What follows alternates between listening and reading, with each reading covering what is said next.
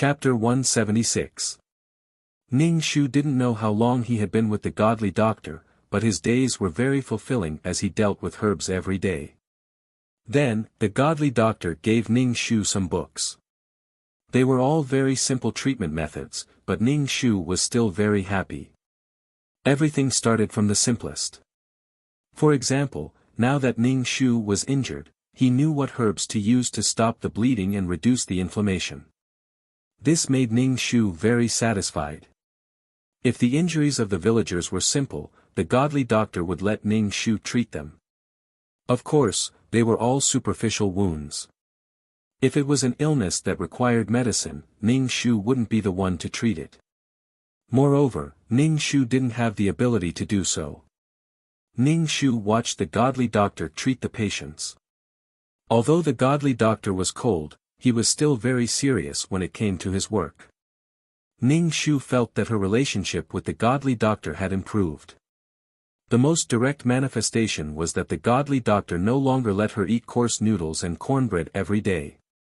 Instead, he gave her cornbread that was a mixture of coarse noodles and flour. Although both of them were equally disgusting. The godly doctor sat in front of Ning Shu and stretched out his hand in front of Ning Shu. He said coldly, "From today onwards, you will learn to take my pulse. Take my pulse." Ning Shu swallowed a mouthful of saliva. She was a little nervous. To be honest, she was a little afraid of doctors.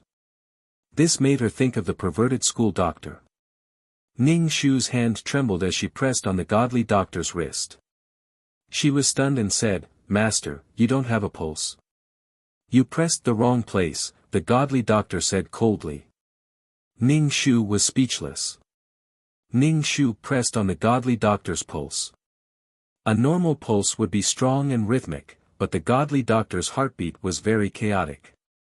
Ning Shu suspected that she wasn't pressing on the godly doctor's pulse. How could a normal person's pulse be like this? Ning Shu smiled awkwardly at the godly doctor. Then, she pressed on the godly doctor's pulse and confirmed that it was the same result countless times. The godly doctor definitely had a heart condition. "It's been almost an hour. What's the conclusion?" the godly doctor asked coldly. Ning Shu retracted his hand and said, "Your disciple is inexperienced. I can't come up with any conclusions." The godly doctor looked at Ning Shu with disdain and said coldly, "You can't even feel it when it's so obvious. You can't even feel such an obvious pulse. You're really not suited to learn medicine. My illness is a heart disorder. My pulse is so obvious. Can't you tell?" The godly doctor looked at Ning Shu with disappointment. Ning Shu was speechless. Godly doctors, godly doctor S was godly doctors'. The godly doctor looked at Ning Shu indifferently and said, "This kind of disease is usually brought on when you're in the womb." Ning Shu was speechless. He didn't know how to comfort the godly doctor. This kind of disease was incurable. Even in the modern era, where medical expertise was advanced, there was no cure. The only way was to change the heart. Ning Shu finally understood that the godly doctor didn't have any emotions. This kind of disease was taboo to have emotional fluctuations. He was called a godly doctor, yet he couldn't even treat his own disease. It was understandable why the godly doctor wasn't interested in having sex. He was the complete opposite of the other male leads who were like wolves and tigers. This kind of vigorous activity wasn't good for the body. If he got too excited, he might get sick and die on top of Mu Yanluo. As for the fact that he joined Mu Yanluo's harem in the end, he probably still liked Mu Yanluo. Ning Shu looked at the godly doctor with pity. The godly doctor ignored Ning Shu's gaze. Ning Shu asked, "How do you treat this kind of disease?" "It's an incurable disease," Ning Shu said casually. The godly doctor looked at Ning Shu. Ning Shu immediately changed his words. "No, what I meant was that this kind of disease can't be cured easily. However, if you take good care of it and don't get too agitated, you'll be just like a normal person." "What medicine should I take?" The godly doctor looked at Ning Shu and asked coldly. Ning Shu said, use the heart-nourishing pill to dissolve the water. What kind of herbs are used to make the heart-nourishing pill? The godly doctor asked. Ning Shu answered the godly doctor's question seriously. In the end, Ning Shu shook his head and said, you're not qualified. You don't have the right to inherit my legacy. I don't want the things that Master passed to me to end up in the hands of someone like you. Ning Shu was speechless. What's wrong with her? Master, what's my problem? Ning Shu asked. Which part of me is not qualified? I can change it. I think I can still be saved. Come up with a new question. The godly doctor said indifferently, you're a woman.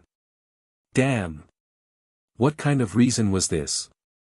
Gender discrimination? Alright, this reason was too strong. Ning Shu didn't know how to refute it. Knowing that the godly doctor had a heart condition, Ning Shu didn't dare to provoke him for no reason.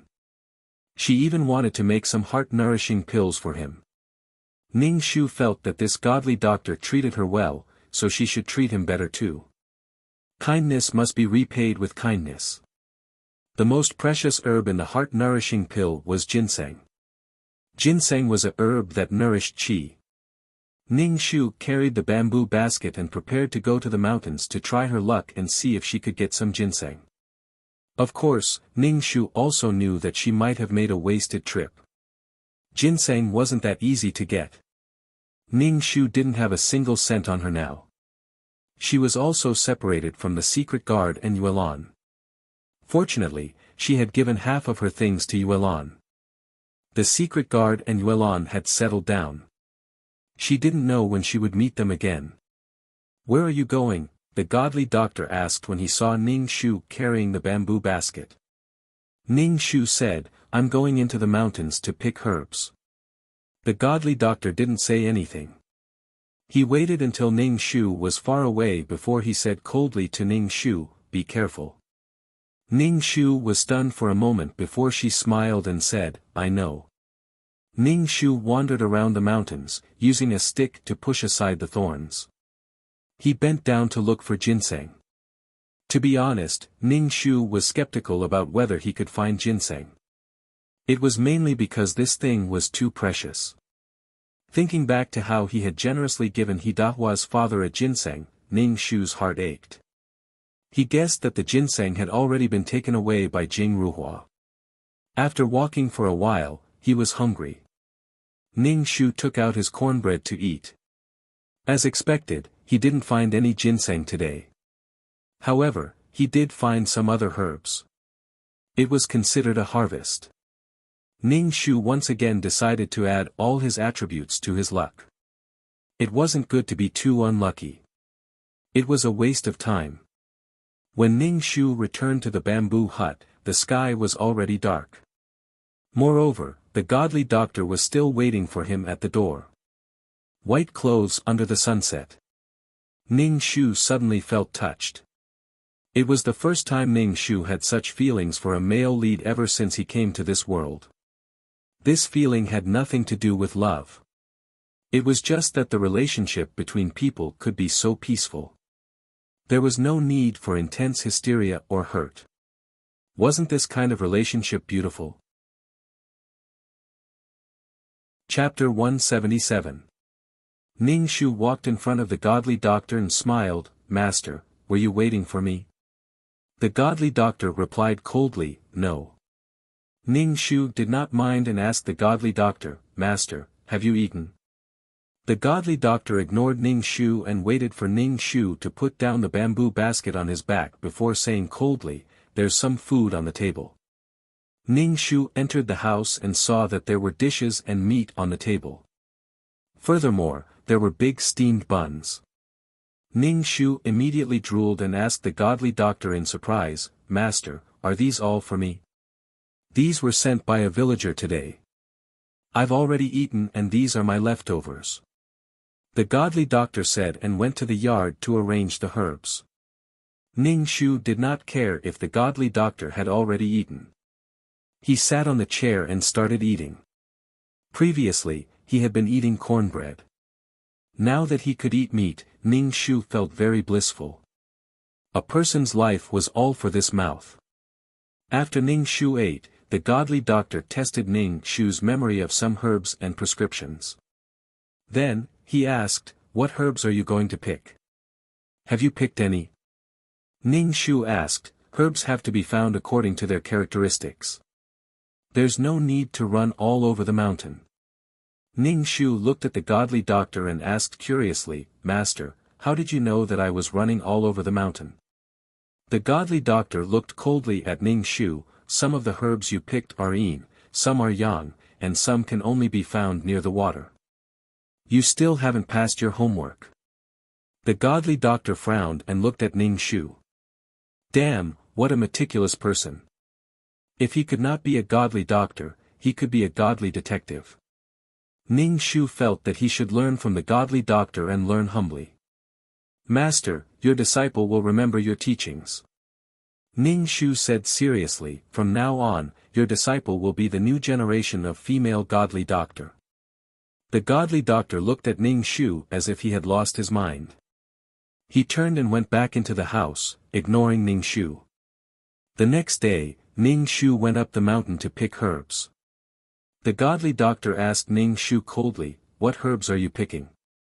It's not safe for a girl to be alone in the mountain. Don't go, I'll get someone to bring you whatever you need." Ning Shu said, "It's okay, I'll go look again today.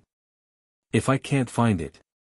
The godly doctor did not say anything and went back into the house. Ning Shu carried the bamboo basket and went into the mountain to look for ginseng. It was said that ginseng could run. Ning Shu felt that all the ginseng on the mountain had run away. In the end, Ning Shu found a stalk of ginseng that was quite old. If it was made into a heart-nourishing pill, it would be enough for the godly doctor to eat for a long time. Ning Shu felt that the godly doctor was very poor and did not have much money. The villagers who came to her for treatment all gave her local specialties. Usually, the godly doctor did not take any medicine. Sometimes, she would perform acupuncture on him. Suddenly, he felt that this guy was quite pitiful. Ning Shu stuck his butt out and spent almost half a day just to dig out the ginseng. He had to dig out all the roots of the ginseng without breaking the skin. In the end, he dug it out. It was as thick as a pinky finger. If he sold it, he could sell it for a lot of money. Ning Shu carefully tied the ginseng with a red string and wrapped it up. He was ready to go back. On the way back, Ning Shu could faintly hear a child crying. Ning Shu was so scared that his hair stood on end.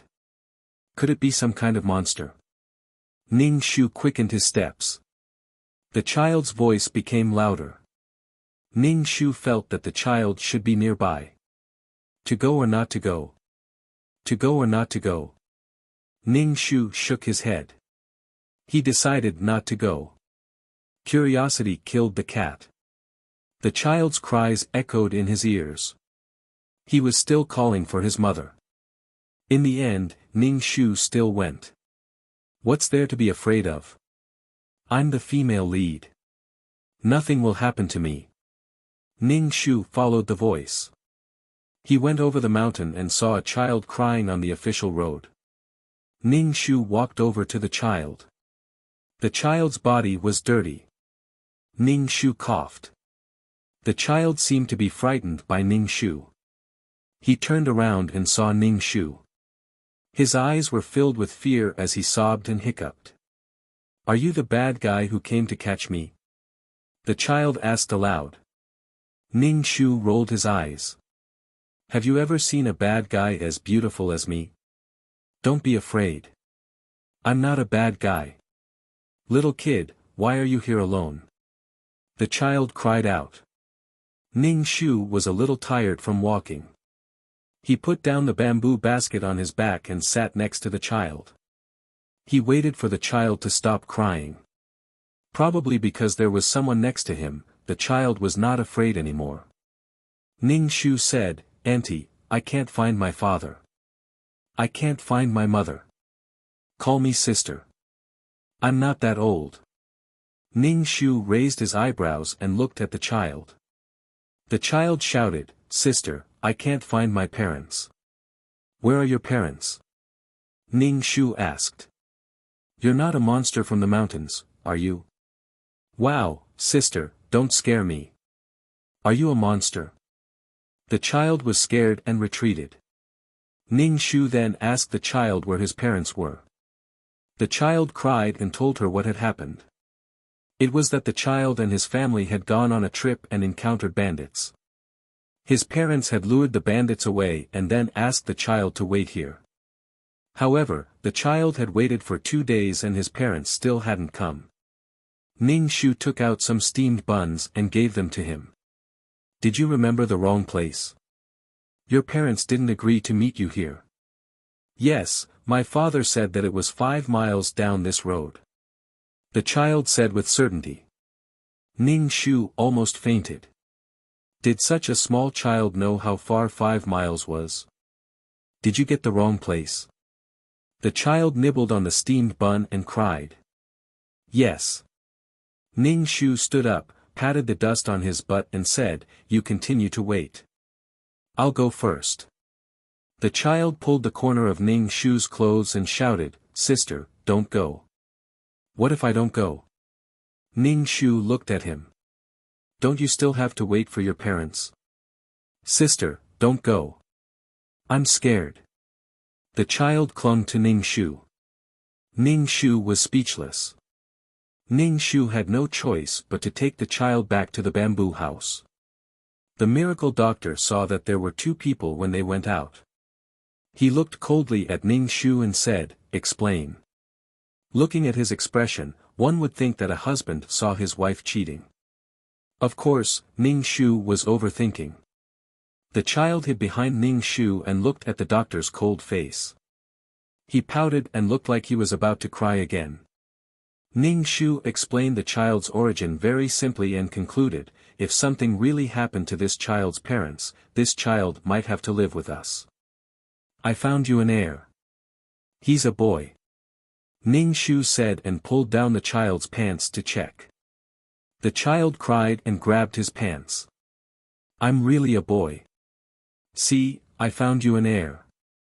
From now on, you have someone to pass on your legacy." Ning Shu smiled and said to the doctor.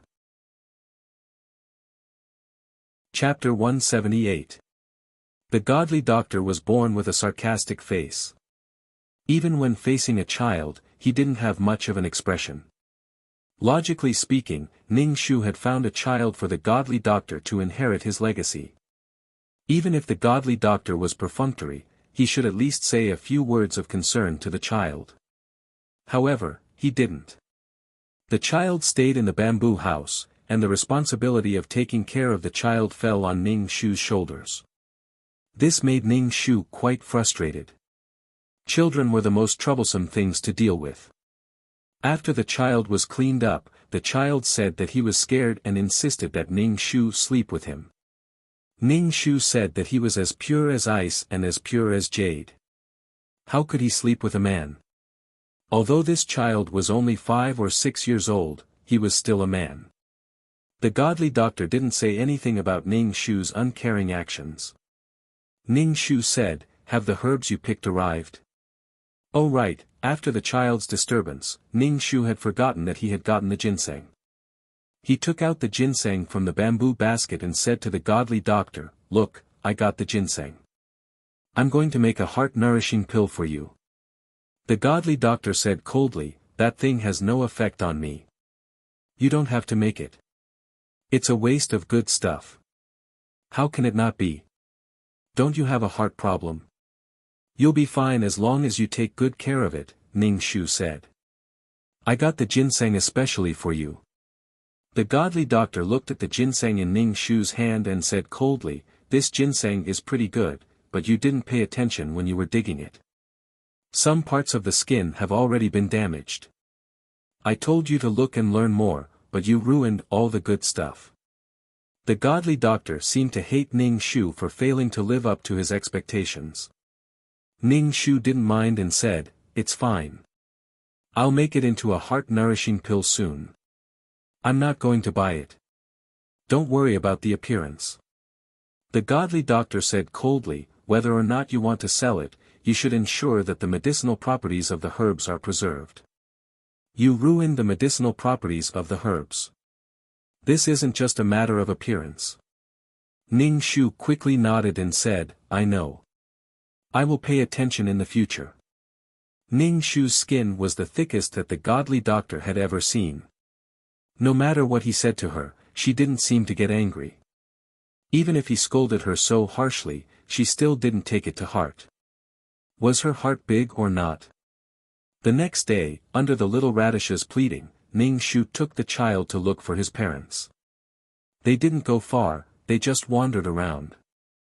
The godly doctor had wanted to tag along, but Ning Shu considered the godly doctor's condition and decided that trekking was not suitable for him. Little Radish Head was quite smart. He followed the escape route and went back to search. Finally, he found 2 corpses in a forest. The corpses were unrecognizable. The clothes on the woman's body were gone. It was obvious that something had happened to her before she died. Little Radish Head clenched his teeth and didn't let himself cry. He helped his mother put on her clothes and then said to Ning Shu, Sister, I want to cremate my parents. Ning Shu was a little surprised. The ancient people were particular about burial. Cremation meant that there would be no complete corpse. Why did the little Radish Head want to cremate his parents? I want to keep my parents' ashes with me. Little Radish Head clenched his teeth, his cheeks trembling. Okay. Ning Shu nodded the Little Radish Head. Little Radish Head personally lit the fire and held a jar of ashes in his hands. Ning Shu asked, What are your plans in the future? Do you have any relatives back home? If you don't, you can learn medicine from my master. There are relatives at home, but those relatives are not relatives. I'm afraid that they will be very happy if something happens to my father. I'm not going back. The Little Radish Head shook his head. Although his face looked young, his words were not young at all. Children from rich families matured early. Oh right, do you know what the robber who robbed you looked like? Ning Shu asked. Little Radish Head said, it was a very good-looking man. Ning Shu's heart suddenly skipped a beat. He said, did he look like a scholar? Little Radish Head nodded. Yes. The moment he opened his mouth, he said that my father was selling things at a high price and was harming the people. My father explained that my family was doing business honestly and didn't raise the price. But that person just didn't listen. Damn, this Chinibyu was definitely Wenruhua. So it was like this. He flaunted his righteousness, but what right did he have to kill people? Who gave him the right to take other people's lives? He was clearly the one who was angry and wanted to punish others. Ning Shu wanted to kill this person. Let's go. Ning Shu led Little Radish Head back to the bamboo house. The godly doctor was waiting at the door for Ning Shu and Little Radish Head to return. Seeing the jar in Little Radish Head's hand, he said coldly, wash up and eat. Little Radish Head placed the ashes in the room and ate while crying. The godly doctor picked up some food and placed it in the child's bowl. He said lightly, from today onwards, you will learn medicine from me. Thank you, master. Little Radish Head held back his tears and said to the godly doctor. It's too early to call me master. There are still some ceremonies for an official disciple. These things can't be omitted. The godly doctor said lightly. Ning Shu felt uncomfortable all over. What kind of ceremony was this? From the very beginning, this godly doctor had never thought of accepting her as his disciple. He made him fertilize and weed. He only knew how to torment him. The next day, Little Radish Head first bathed and burned incense. Then, he kowtowed and ate herbs. After a series of complicated ceremonies, he became the godly doctor's disciple. Moreover, he was the only disciple. Ning Shu looked on enviously from the side. Little radish head Su Yu became the godly doctor's disciple. Ning Shu's status was a little awkward. She was not the godly doctor's disciple. The godly doctor said lightly, "From now on, you can call her senior sister. Although she is useless, she has been learning from me for a period of time. She became a disciple earlier than you." What did he mean by useless? His words were too harsh. Senior sister. Su Yu called out to Ning Shu, who had a ferocious look on her face. Ning Shu chuckled and called out, "Junior brother." Su Yu began to study under pressure. The godly doctor gave him many tasks. Su Yu seemed to want to forget the pain of losing his parents and forgot to eat and sleep. Although Ning Shu was not the godly doctor's disciple, the godly doctor was also strict with Ning Shu. Ning Shu did not say anything. This was a good opportunity to learn. However, Ning Shu's mind was always on the godly doctor's prescription. He did not know why it was an aphrodisiac. To a person like the godly doctor, this was an extremely low-level mistake. Moreover, the aphrodisiac was not good for the godly doctor's body. That kind of thing would cause a person to become excited and unable to control themselves. Blood would flow very quickly. He did not know why the godly doctor did not have a heart attack in the storyline. It was probably because of the protagonist's halo. "Master, you don't need to make any medicine. If you want, let your disciple do it for you. If it doesn't work, there is still Su Yu. Let him do it. A disciple should serve his master, right?" Ning Shu said to Su Yu. "Yes, master." Su Yu quickly nodded. Chapter 179. The godly doctor said coldly, "What kind of medicine can a useless person like you concoct? Doctors and whatnot are so annoying. Are all capable people so direct with their words?" Ning Shu pulled Su Yu over and said, "I'm useless, but little junior brother is. Let him do everything in the future." Su Yu frowned. She felt that she had been tricked by eldest senior sister. "I don't know how to concoct any medicine recently." The godly doctor looked coldly at Ning Shu. "Have you fertilized the herbs? Why are you spouting nonsense here?" Ning Shu was speechless. Ning Shu felt that the godly doctor had become more cheerful. The most direct manifestation was that his sarcasm towards her became more and more vicious. She also had a sensitive and fragile heart. If he kept mocking her like this, she would also feel sad. Ning Shu pursed her lips and instructed the godly doctor, "You must not concoct any medicine." The days passed slowly like this. The godly doctor did not concoct any medicine, which made Ning Shu heave a sigh of relief. However, Ning Shu's relief came too quickly. Today, when Ning Shu was weeding, he heard people coming towards the bamboo house. There were quite a few of them. "The godly doctor lives here." A voice rang out. When Ning Shu heard this voice, it was as if he was struck by lightning. He rushed into the kitchen and rubbed the ashes on his face and neck. "Senior sister, what are you doing?" Seeing Ning Shu like this, Su Yu said, "You're being naughty again. Master will scold you later. Little junior brother, there are people outside. Go and greet them.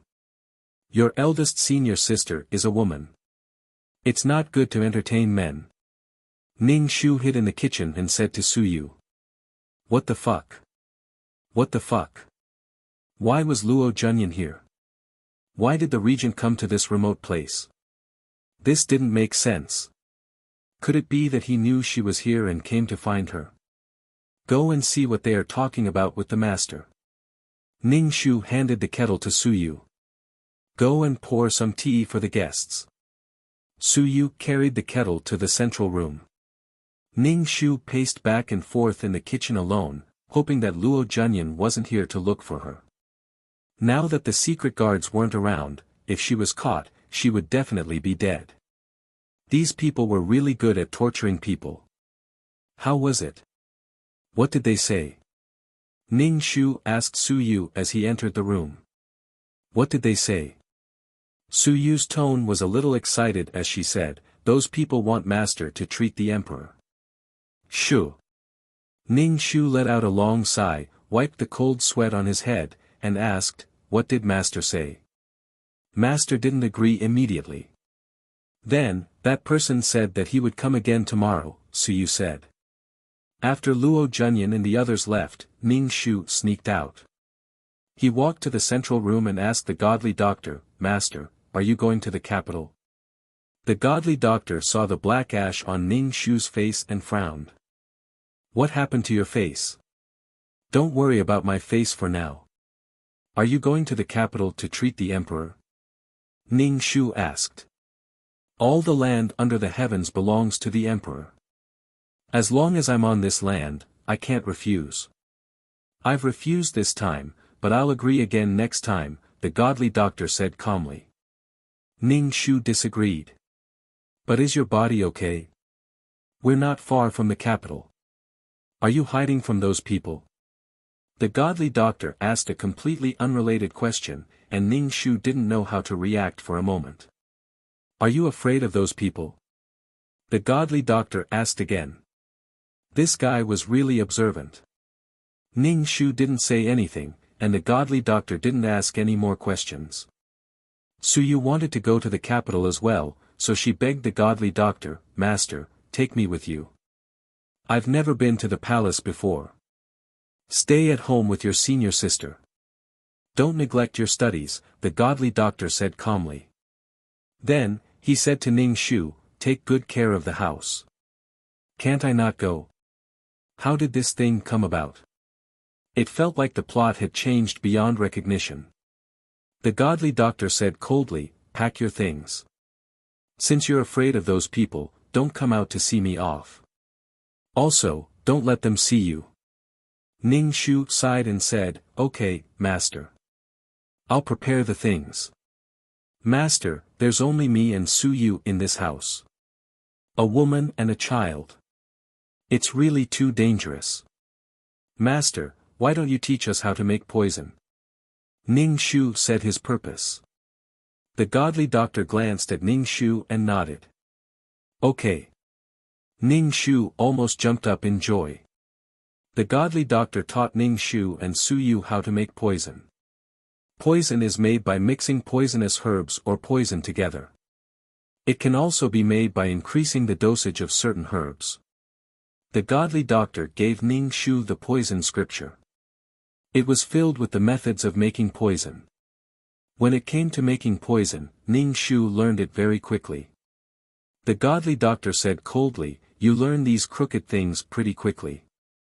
Ning Shu laughed. Keep this book and study it yourself. I'll be gone for a long time.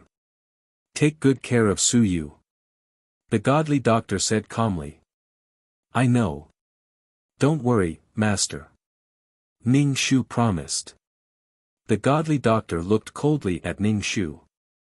When Ning Shu met his gaze, he was stunned for a moment before asking, Master, is there anything else you want me to do?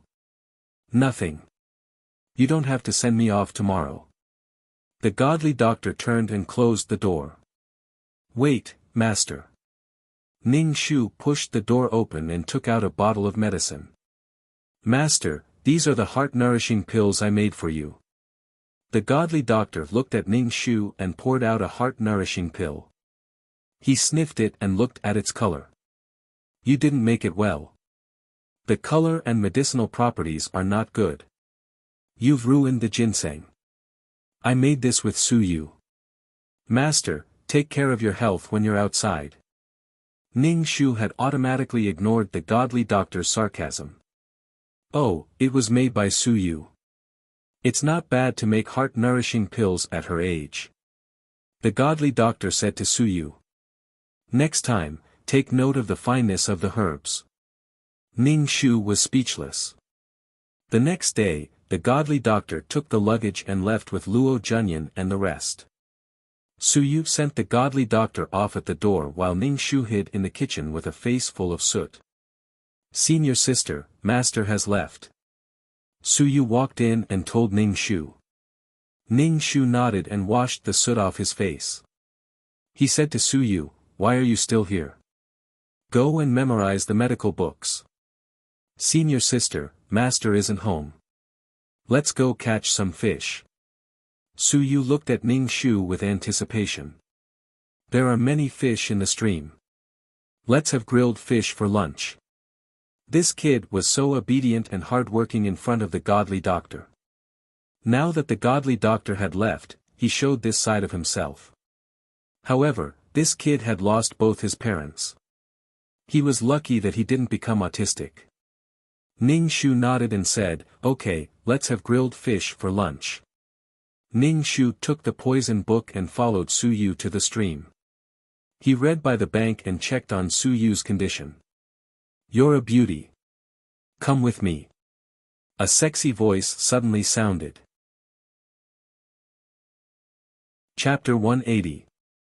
When Ning Shu heard the voice, he looked around but didn't see anyone. Su Yu, who was catching fish in the stream, also came ashore. She hid behind Ning Shu and said in fear, "Senior sister, is there a ghost? I'm so scared. Senior sister, you have to protect me. You're so young, why are you so superstitious?" Ning Shu pulled Su Yu out from behind him. "You're a man. You have to protect a woman, don't you know? Hiding behind a woman like this isn't manly at all." Hee, interesting. A person jumped down from a tree. His hair was loose and was casually tied up with a black ribbon. He was wearing black clothes with golden embroidery. The most important thing was that his face was androgynous. He was so beautiful that it was like a dream, and his whole body carried an evil aura. Standing there, he looked like an illusory datura flower, evil and beautiful. Ning Shu looked at this person and said indifferently, "My master isn't home. You don't have to look for him." The man stared blankly for a moment, then smiled. His smile was devilishly charming. His toes touched the surface of the water, and he flew in front of Ning Shu. Ning Shu immediately smelled the fragrance on his body. "Wow, you're so powerful. You actually flew over." Su Yu looked at the man with admiration. The man looked at Ning Shu and asked, "What's your birthday?" Look, he didn't even ask for his name and directly asked for his birthday. Ning Shu pulled Su Yu back a step and said indifferently, "This is a secret. What if you find out my birthday and want to kill me?" The man was speechless. Ning Shu pulled Su Yu and quickly ran. He looked back and saw that the demon sect's leader didn't chase after them. Instead, he looked at her with interest. After returning to the bamboo house, Ning Shu said to Su Yu, "This person is very dangerous. You have to be careful in the future." Ning Shu prepared a lot of dry food for Su Yu and said, "You have to be careful when you're alone at home. You have poison on you. If you encounter any danger, use poison powder." When Su Yu saw that Ning Shu was giving such detailed instructions, she suddenly had a bad premonition in her heart. She pulled on Ning Shu's sleeve and anxiously asked, "Senior sister, what's wrong? Where are you going?" "It's okay. I think I'll have to go out soon." "Be careful when you're alone at home," Ning Shu said. In the plot, the demon sect master came here to ask the divine doctor to treat his internal injuries. At that time, he took a fancy to Mu Yenluo and learned that Mu Yenluo was born on a Yin day, Yin month, Yin hour, so he directly kidnapped her. She would probably have to leave with this guy later. But this time, he was going to make sure that this guy didn't get away with it. "Senior sister, don't go. I'm afraid of being alone at home." Su Yu pulled on Ning Shu, refusing to let Ning Shu leave. "Yo, beauty, where are you going? Could it be that you've been mesmerized by this lord's beauty and want to elope with me?" The sect master's voice came from outside the room. When Ning Shu went out, he saw the sect master sitting leisurely on a stone bench. His posture was enchanting, and his actions carried a kind of charming charm. However, it was clear that he was a man. Beautiful, flirtatious, and evil. The sect master's appearance was the highest among the 7 Calabash brothers. Gong Wumei looked at Ning Shu and then glanced at Su Yu. I haven't seen him for a while, and he actually took in 2 disciples. In a flash, Gong Wumei moved in front of Ning Shu. His slender, white, and jade-like fingers lifted Ning Shu's chin. He sized him up and said wickedly, "You're still a virgin. I thought you were that Ice Mountain's woman." He didn't even touch you, so he really thinks of you as his disciple. See, this was a man who had countless women. With one look, he could tell whether a woman was a virgin or not. Ning Shu took a step back and said coldly, "You're late. Someone from the palace came to ask Master to treat a noble in the palace. That's not bad. With you around, this trip wasn't in vain."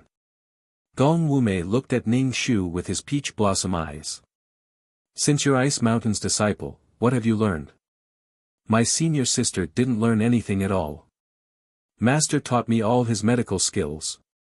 Don't make things difficult for my senior sister. I'll treat you." Su Yu stood in front of Ning Shu righteously. "My senior sister is an idiot. She didn't learn anything at all." Ning Shu was speechless. She didn't like hearing this, even though it was to protect her. Ning Shu pulled the little radish head behind him and said pretentiously, "I don't need to take your pulse. Just by looking at your face, I know what's wrong with you." Su Yu looked at Ning Shu with a "senior sister, stop messing around" look. Gong Wumei raised his eyebrows and said with interest, "I've always been patient with beauties. Tell me what's wrong with me." Ning Shu said with disdain, "Excessive indulgence. You're possessed by the devil. Every time you circulate your qi, you feel like your body is on fire. You have to have sex with a woman of the Yin month, Yin day, and Yin time. Otherwise, your meridians will explode. But the woman you have sex with won't live for long." Gong Wumei's body trembled. His hand that was touching the jade on his waist paused. He put down the jade. Ning Shu laughed and said with a sinister expression, "Did Ice Mountain tell you about me? Did Ice Mountain tell you about me? You're thinking too much. Master didn't tell me about you. Do you think you're some big shot?" Ning Shu said with disdain. He looked at the beautiful Gong Wumei and asked, "Are all the demon sex leaders this beautiful?" The demon sex leaders had to be beauties. "Oh, how do you know that I'm the demon sex leader?" Gong Wumei raised his eyebrows and looked at Ning Shu ambiguously. "You're an interesting woman. Come with me to Wuyang Palace. I'll give you extreme happiness." Ning Shu was speechless. "Senior sister." Su Yu grabbed Ning Shu's clothes. Her face was pale. She naturally understood Gong Wumei's meaning. Perhaps her senior sister would have the same ending as her mother. Ning Shu patted Su Yu's back and said, "It's okay. I'm fine. Woman, do you want to go with me? You can choose not to go, but your little junior brother will lose his life. This sovereign only has to move a finger, and his little life will be gone." Gong Wumei didn't feel any pressure when killing a person. His expression didn't change at all. Clearly, he was a person who killed people like flax. Ning Shu wasn't scared. "I advise you not to do that. Wait until my master comes back. He'll definitely come and find you. You can offend anyone but not a doctor. Beauty, you're really interesting. You were also born in a Yin month, Yin day, Yin hour, right?" Gong Wumei stuck out his tongue and licked his lips. He looked very charming and sexy. It made people's heartbeats lose their rhythm. A man being so charming was really strange. As a woman, Ning Shu felt her dignity was being challenged. She really wanted to find a group of men to take turns with this guy. Chapter 181. No, I have a pure yang constitution. If you do that with me, your blood vessels will definitely explode. Ning Shu denied that he was born in a Yin month, Yin day, and Yin hour. Gong Wumei raised her eyebrows and said with interest, "No need to quibble, I can feel my body's desire for you." "Ning Shu, come with me to the Endless Palace. Since you are a disciple of Ice Mountain and know about my situation, then come with me. Gong Wumei held on to Ning Shu's waist and moved close to Ning Shu's ear. She breathed out hot air, almost touching Ning Shu's ear, and said with a sexy voice, "You don't have the right to reject me. Ants don't have the right to reject me." Ning Shu's expression was indifferent, and said with disdain, "Can you not talk so close to me? Do you know that you have bad breath?" Gong Wumei, Ning Shu also knew that he had to go. This was the plot. Ning Shu said to Suyu with tears in her eyes, "Stay at home and wait for master to come back. Senior sister will be fine. You also have to take care of the medicine field at home. You have to do the fertilizing and weeding." Suyu nodded and said, "Senior sister, wait for master to come back. I will go with master to save you." Ning Shu patted Suyu's head, picked up the package and said to Gong Wumei, "I am your doctor now. I ask for more benefits." "Sure, for beauties, especially beauties with purine constitution, I have to be patient." Gong Wumei's pink lips curved into a charming arc. "Wait until you reach the Endless Palace.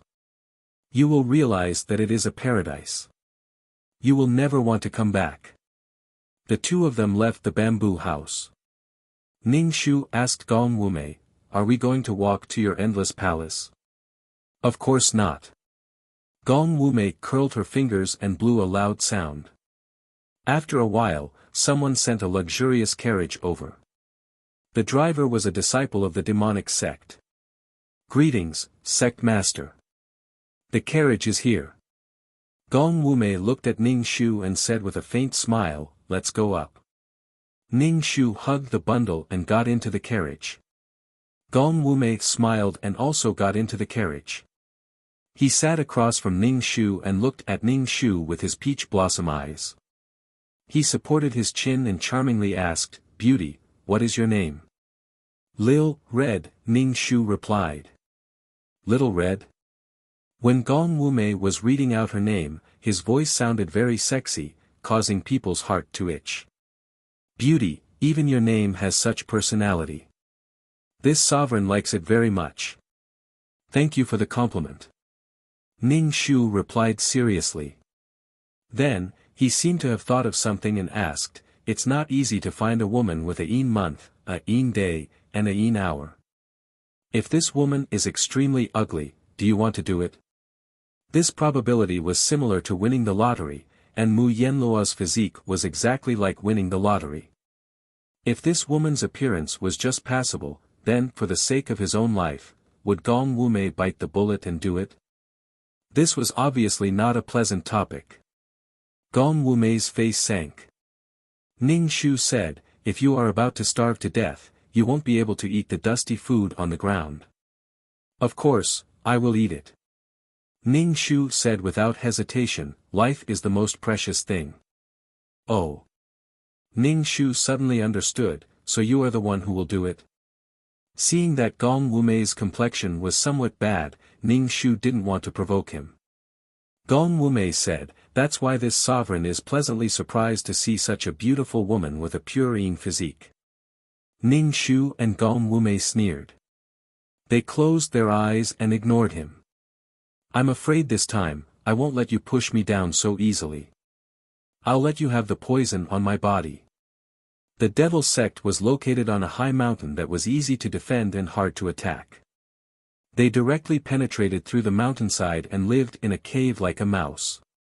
Gong Wumei still had the nerve to call the place he lived in Endless Palace. He was simply shameless. Ning Shu got off the carriage and looked up at the mountain. He clicked his tongue and had a look of disdain. Gong Wumei looked at Ning Shu, "What's with your expression? Are you looking down on my Endless Palace? You also know that your devil sect is annoying, so you came here to hide." Ning Shu curled his lips. "You captured so many women, aren't you afraid that the righteous sects will encircle and annihilate you?" Gong Wumei sneered, "So what? This sovereign wants to see who dares to encircle this sovereign." Gong Wumei brought Ning Shu to the front of the suspension bridge.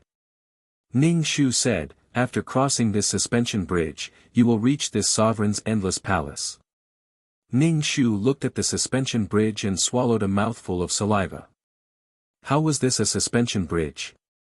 It was just an iron chain that was as thick as an infant's arm. Normal people would not be able to walk on it at all. They would definitely fall down. Ning Shu asked in a deadpan manner, how am I supposed to go over? Don't tell me that I have to walk over myself. If you continue to be shameless, I'm going back. Gong Wumei directly held on to Ning Shu's waist and clamped her, then walked onto the iron chain. Ning Shu looked at the iron chain swinging up and down. Below them was a bottomless white cliff. Ning Shu screamed at the top of her lungs, "Oh my God, ah!" Gong Wumei used his qi and stepped on the iron chain to reach the other side. He hugged Ning Shu tightly and said evilly, "Beauty, don't be afraid. How could this sovereign bear to let anything happen to you?" Ning Shu silently looked at him and said, "Let go a bit. If you continue hugging me like this, your blood vessels will burst." Gong Wumei raised his eyebrows and said evilly, "To be able to burst blood vessels on a beauty's body, this sovereign is willing to die. You're really willing?" Ning Shu expressionlessly looked at Gong Wumei. Gong Wumei slowly moved closer to Ning Shu. "Of course I'm willing. To die on your body, of course I'm willing. How many times have I told you that you have bad breath? You always talk so close to me. Do you know that you are really unbearable? Do you often have constipation? Your mouth is so smelly. Not only are you suffering from qi deviation, you also have a problem with your stomach. Could it be that no one has ever told you that you have bad breath?" Ning Shu took a step back and said in disgust. Gong Wumei's face twitched for a bit, then he immediately laughed. He stretched out his finger and hooked Ning Shu's hair and said indifferently, "You are the first woman to speak to me like this. The women that I caught before were either crying and begging for mercy, or were infatuated with this sovereign's beauty and submitted to this sovereign's crotch. You mocked this sovereign like this. Could it be that you are not afraid that this sovereign will kill you?" Ning Shu shook his head and said, "I am a doctor, what I said is the truth. Let me tell you, the problem with your body is my responsibility. As for why you didn't discover that you have bad breath, I reckon that it is because they are afraid of you, so they didn't tell you. After all, you are the sect master of demons sect who kills people like scything flax. Are you relying on the fact that this sovereign doesn't want to part with you, so you are so impudent?" Gong Wumei pulled the hair in his hand. Ning Shu cried out in pain, "Fuck, it hurts. Of course I know that you don't want to part with me. Right now, you are already unable to suppress the injury in your body, so you went to find my master." Ning Shu rubbed his scalp that was pulled. Chapter 182. Gong Wumei let go of Ning Shu's hair, then placed his finger on his nose and took a sniff. His thin pink lips curled up, beauty's fragrance. What is he trying to do with this beast-like appearance? Let me tell you, don't seduce me, I won't fall for it. This is a man that should have a rotten dick. God knows how many women have been defiled by him.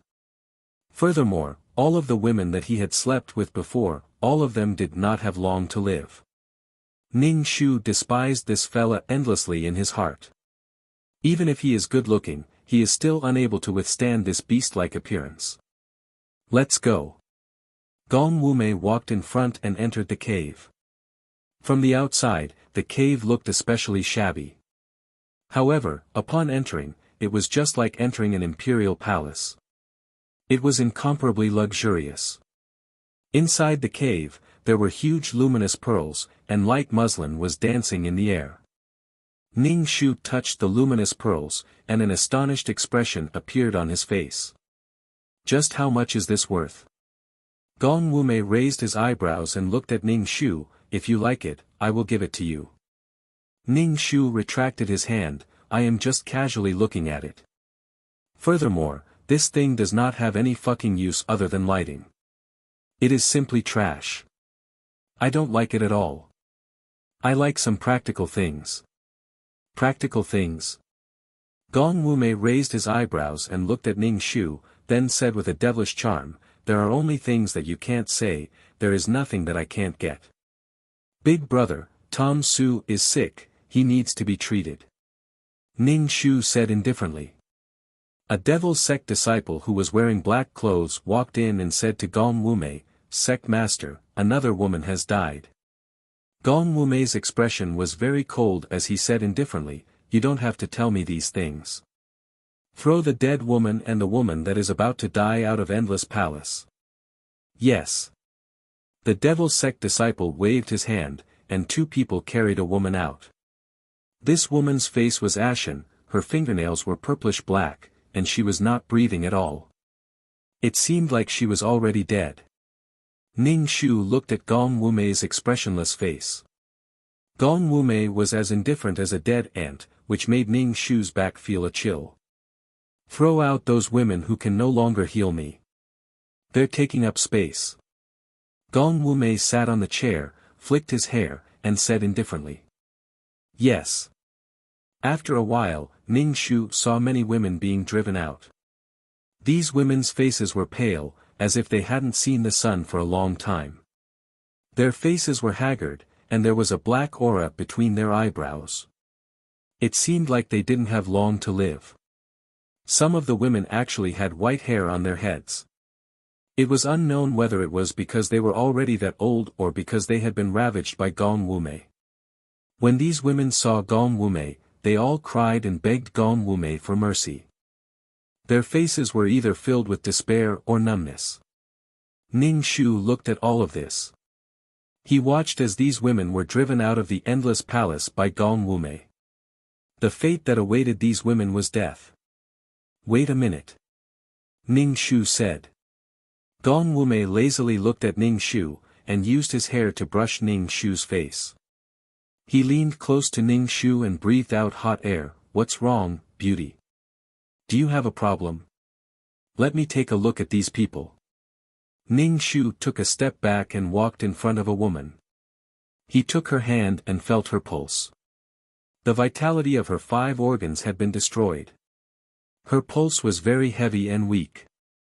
Ning Shu suspected that there would be no pulse in the next second. Her internal organs had already collapsed. Ning Shu shook his head. These people probably wouldn't live for more than a month. They were just struggling at death's door. After a rough calculation, there were more than 10 people here. Just the number of women who were about to die was already so many. Then, Gong Wumei probably captured even more women. To capture so many women of the Yin month, Yin day, Yin time, how much manpower and resources would it take? Gong Wumei looked at Ning Shu with a face full of curiosity. Coupled with his beautiful appearance, don't mention how moving he was. He was so pure and beautiful. However, the words that came out of his mouth were very vicious. "When are they going to die?" Ning Shu looked at Gong Wumei, and said indifferently, "You have really sinned." Gong Wumei immediately laughed, "It's not that I have sinned. During this period of time, I have given them a rich life. I have given them the greatest happiness. Rather than living a mediocre life, I would rather live such a brilliant life. Do you all like me?" Gong Wumei looked at these women with a gentle and charming smile. "Do you all not like the days when you are together with me?" "I like it." Some of the women looked at Gong Wumei with a somewhat intoxicated expression. Some of the women had a look of hatred on their faces, and some of the women had a look of fear on their faces. Some of them are willing to live such a life. Gong Wumei looked at Ning Shu, and his beautiful face had a tempting and bewitching look. "If the beauty is willing, I will naturally be willing to satisfy you." Ning Shu, I politely decline. "You are too dirty." Gong Wumei's face trembled, and he laughed again. He said to his subordinates, "In any case, they have served me for so long. Just kill them directly. Otherwise, I will feel uncomfortable waiting for death." "Yes." Gong Wumei's subordinates pulled out their swords, and without caring about the struggles of these women, they directly pierced their hearts. Blood splattered all over the ground, and after struggling for a while, these women stopped breathing. The air was instantly filled with a thick smell of blood. Gong Wumei stroked his sleeves, and with a frown, he said, "Hurry up and clean them up. I can't stand this smell." "Smell your own hands. You can't stand the smell of blood. You are so pretentious." Ning Shu looked at him with disdain. Gong Wumei stretched out his jade-white fingers and sniffed them. He said faintly, "Every time I kill someone, I will wash my hands for a long time. There is no smell. Beauty, smell it. This smell of blood has already entered your bones and blood. There is no way to wash it away." Ning Shu looked at Gong Wumei, "You are really a bastard. Showing off your power on women and taking away their lives. Beauty." Gong Wumei stuck out his tongue and licked his lips, "Don't challenge my patience. Sooner or later, you will also submit to my crotch like these women. So vulgar. You really think that you have a big tool? Leader, I sincerely advise you. You are drinking poison to quench your thirst. Quickly nourish your kidneys and eat more kidneys. Right now, do you feel that your waist is often sore? Every time you do it with a woman, you feel dizzy and you can't come back to your senses for a long time. Of course, I know that you don't mind. You still think that it's because you feel good. Let me tell you, your current situation is very dangerous." Gong Wumei raised his eyebrows and looked at Ning Shu. He said with interest, "Tell me, I am listening. What else?" "This bastard." Ning Shu cursed in his heart, then said, "Is it because you have to pee frequently and urgently? Is it because when you pee, you can't finish peeing?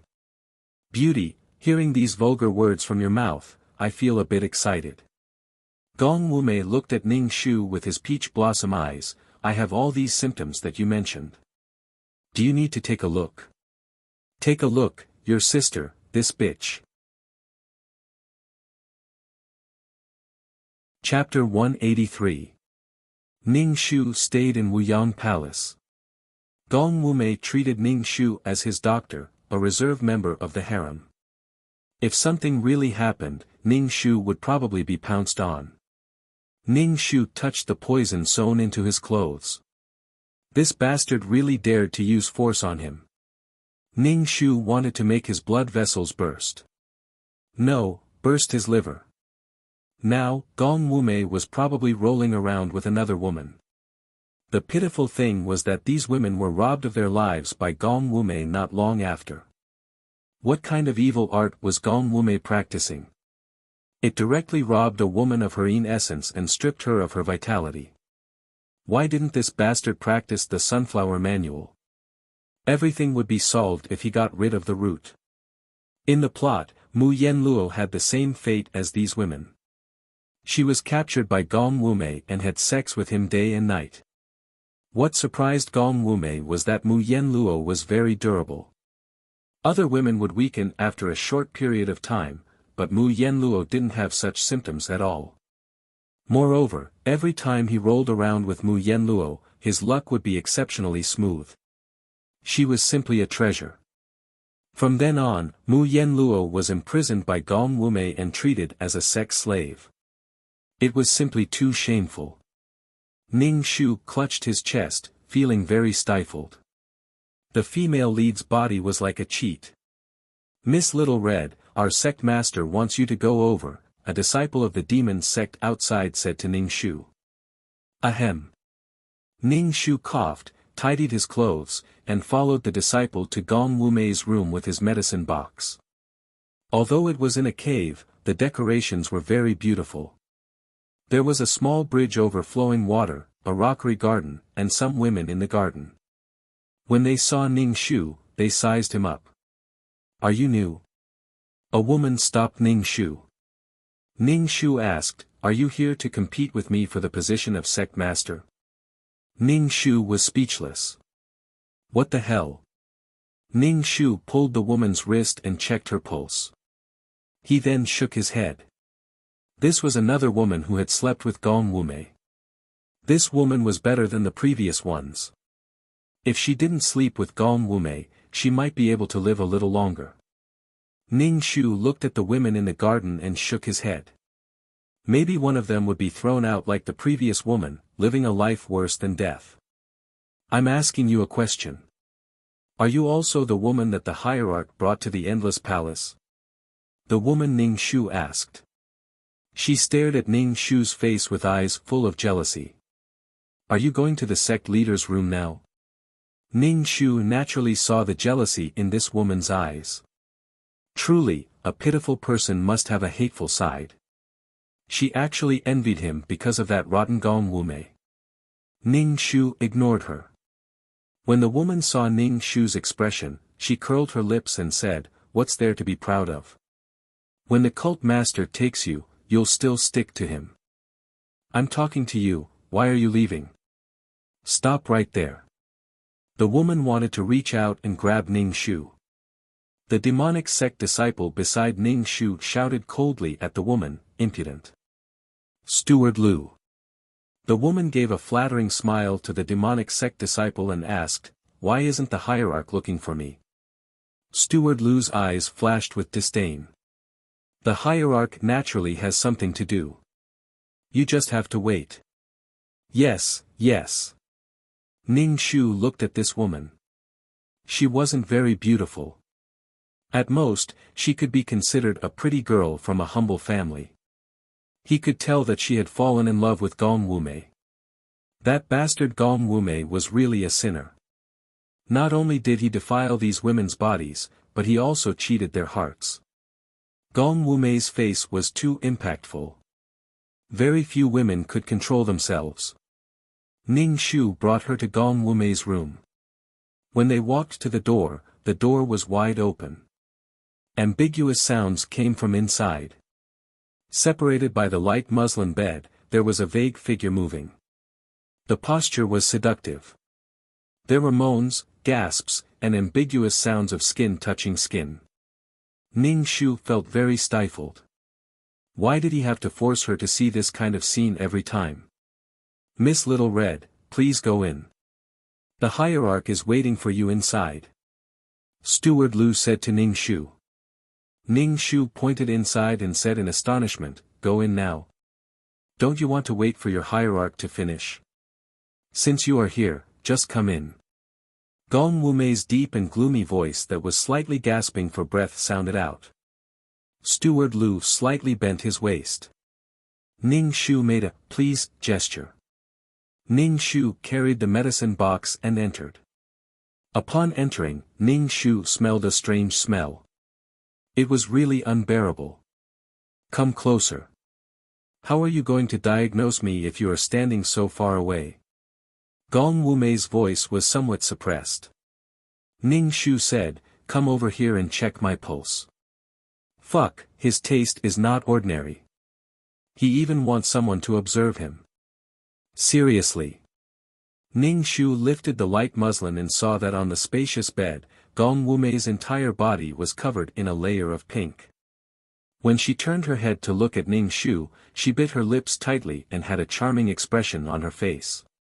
Ning Shu felt that he had been led astray by these people. In the past, Renbaqian was very simple and pure. But now, when he saw this kind of scene, he didn't even blush and his heart didn't even skip a beat. Ning Shu sat on a chair at the side. When he saw that there were fruits on the table, he picked one up and wiped it on his clothes. Then, he started nibbling on the fruit. Looking at Gong Wumei who was on the bed, Ning Shu looked at Gong Wumei who was constantly changing positions and tormenting the woman, causing her face to turn green. "What are you showing off for? Isn't it good to have a man on top and a woman on the bottom? You already have a weak kidney, yet you are still tormenting like this. Seriously." Ning Shu didn't know what to say. Ning Shu crunched on the fruit and looked at the person on the bed who was tormenting the woman. Gong Wumei turned his head and looked at Ning Shu who was nibbling on the fruit. Gong Wumei's eyes were unfocused. Gong Wumei let out a low roar. He raised his head and looked refreshed. His body was dripping with sweat. When he shook his head, water droplets came out. Ning Shu looked at Gong Wumei. It was finally over.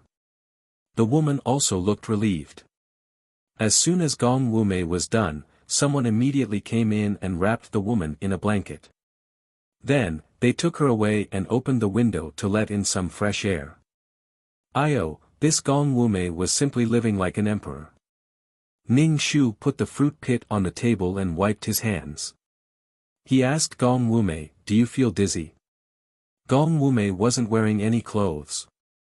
He only used a thin blanket to cover the ugly thing between his legs. His body had a strong smell of hormones. Sweat slid down his chest and he looked especially seductive. When Gong Wumei heard Ning Shu's words, he hooked up his pink lips. "Do I look dizzy to you? Go and wash up. Look at how weak your kidney is. I am a doctor. You'd better listen to me." Ning Shu shook his head and said to Gong Wumei, "Do you need me to treat you or not? Do you want to use women to suppress your internal injuries for the rest of your life? What if you're old and can't do it anymore? What will you do? Just wait for your liver to explode and die. Besides, if you don't control yourself, your thing won't be able to do it anymore. You're going to die. Rolling around with women every day is just a temporary solution." Ning Shu tried her best to persuade him. Chapter 184. Gong Wumei completely built his happiness on top of a woman's pain. When he was possessed, he had to roll around with a woman. Not only could he heal his internal injuries, he could also feel pleasure. It was simply too beautiful. Gong Wumei sat on the bed. His face was flushed red. When he heard Ning Shu's words, he looked at Ning Shu with a pair of blurry eyes. "Are you saying that because you're jealous of that woman just now? Jealous that I'm together with her and didn't pamper you? Are you unhappy?" Gong Wumei touched his chin and looked at Ning Shu. Ning Shu rolled his eyes. His heart didn't waver at all. He even wanted to laugh. "Thank you for your grace. Tisk, tsk, tisk." Gong Wumei supported his chin. "You said that you're quite beautiful. In this endless palace, there isn't a single woman who can compare to you. But the moment you open your mouth, you completely destroy the feeling. Do you know that you should be gentle, elegant, and have the weakness of a beauty? But I feel that your appearance and your personality don't match at all. A beauty should have the appearance of a beauty." Ning Shu touched his own face. "Anything a beauty does can be forgiven. I'm beautiful, I'm proud. I have the looks, I'm willful. I can do whatever I want." Gong Wumei sneered. "I like your style. I really want to find a group of men to take turns with this person who is as beautiful as a woman." Gong Wumei laid down with an enchanting posture. His black hair spread out on the bed. His eyebrows were like a painting. He was simply too beautiful. Gong Wumei, Ning Shu reached out his hand and said. "Let's take his pulse now. To be honest, after seeing you, I don't even want to do those women anymore. Compared to you, they are too ugly." Ning Shu's heart didn't waver. He just treated Gong Wumei as a fart. Ning Shu put his hand on Gong Wumei's pulse and carefully felt Gong Wumei's pulse. Gong Wumei supported his chin as he looked at Ning Shu. His eyes swept over Ning Shu's face inch by inch. After that, he blew a mouthful of hot air towards Ning Shu's face. "The more I look at you, the more beautiful you are. My heart is really moved." Ning Shu fanned the hot air that Gong Wuxia exhaled. She was about to break down. "Didn't I tell you that you have bad breath? Why do you always like to blow at people? Can you at least consider if other people can stand it?" Ning Shu let go of Gong Wumei's pulse. Gong Wumei looked at Ning Shu lazily. "How is it? Can it be cured?" "Of course it can be cured. However, you have to listen to me." Ning Shu had an unfathomable expression. "After it is cured, not only will your internal injuries be gone, your martial arts will also improve. You won't need to roll around with women every day. Are you sure you want to be cured? Gong Wumei sat up and looked at Ning Shu seriously. Can it really be cured? Even your master can't do it. How can you do it? My master is too lazy to treat you. My master prides himself on being from a righteous sect. Naturally, he won't say anything to someone like you who kills people like flies. Ning Shu almost described the godly doctor as the embodiment of justice. Gong Wumei sneered. That iceberg is definitely not like what you said. Righteous sect? Beauty, are you trying to make me laugh? Then I will believe you this time. If there is any problem, I will immediately rape you and kill you. After that, I will peel off your skin and keep it well. Gong Wumei's voice was sexy as he spoke vicious words. Coupled with his picturesque face, he really looked like a man-eating flower in disguise. Ning Shu smiled and said, as long as you do as I say, you will naturally be cured. If you can't be cured, I will kill myself. You don't have to do anything. Beauty, how can I bear to let you die? Gong Wumei stretched out his hand, wanting to touch Ning Shu's face. Ning Shu took a step back to avoid Gong Wumei. He said indifferently, you touched your dick but didn't wash your hands. As a doctor, I suggest you be clean. Gong Wumei, first of all, the first step of treatment is to not sleep with women. Ning Shu said in a deadpan manner. Gong Wumei raised his eyebrows. If my injury flares up and there is no woman, do you want to see me explode and die? Do you want me to die? Gong Wumei's voice was very cold. Looking at Ning Shu, his eyes were filled with killing intent. Ning Shu's face was expressionless as she faintly said, every time your qi is disorderly, you release it in this way. It's a kind of harm to you and the woman you have intercourse with. I've said it before, since I've become your doctor, I'll naturally be responsible for you. This is my medical ethics as a doctor. When Ning Shu said this, his face emitted a holy radiance, making him look imposing and tall. I will believe you this time. If anything happens, I will cook you and eat you. I don't know how your snow white and tender skin will taste. I want to eat you right now. Crazy, perverted heart. In order to show your determination to treat me, you should send all the women in your palace away. What if you can't control yourself and roll with them? You should send them away. Ning Shu looked at Gong Wumei and said. Gong Wumei's face suddenly revealed a smile. It was like a poisonous but beautiful flower slowly blooming. However, his voice was incomparably cold. Beauty, are you jealous of those women? Do you want to save them? Or are you really thinking for me? No matter what your goal is, I will tell you, if you need to treat me, then treat me. Don't think too much. My temper is not good. If you anger me, the consequences will be serious. Ning Shu was expressionless. I am not related to those women. Why should I save them? Do I look that saintly? Do I look that kind-hearted and lovable? Gong Wumei looked at Ning Shu indifferently. No matter what your goal is, I will tell you, in my territory, you don't have the right to bargain with me. Even if you want to save those women, do you think those women will be willing to leave? This place is as happy as the immortals.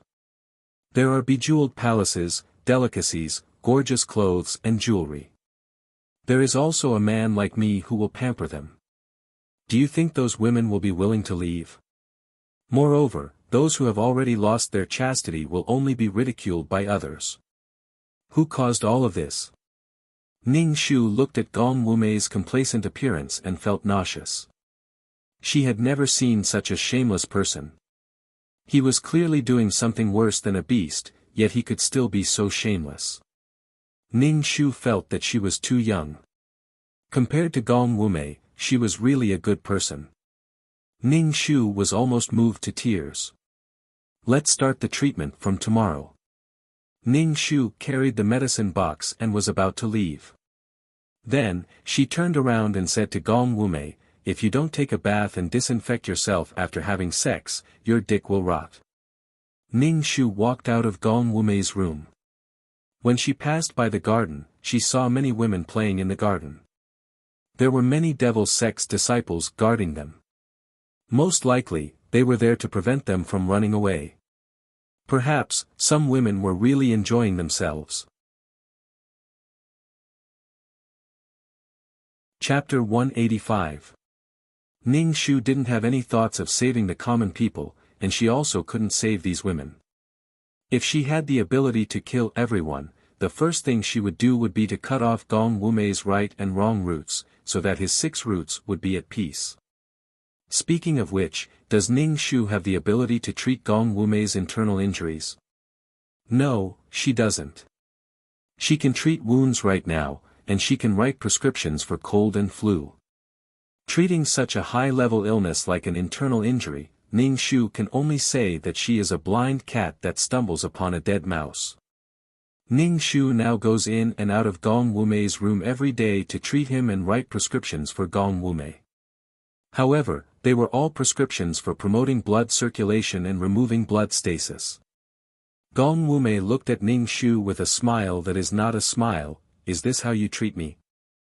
I have already shown these prescriptions to other doctors, and they are all ordinary prescriptions. Are you sure you want me to drink these prescriptions? Ning Shu's expression didn't change at all, and she said indifferently, what's wrong with these prescriptions? You originally had an internal injury, and your meridians are blocked. Your body also has blood stasis. As long as you spit out the blood stasis, you will be fine. Didn't you see the heroes that were injured on TV?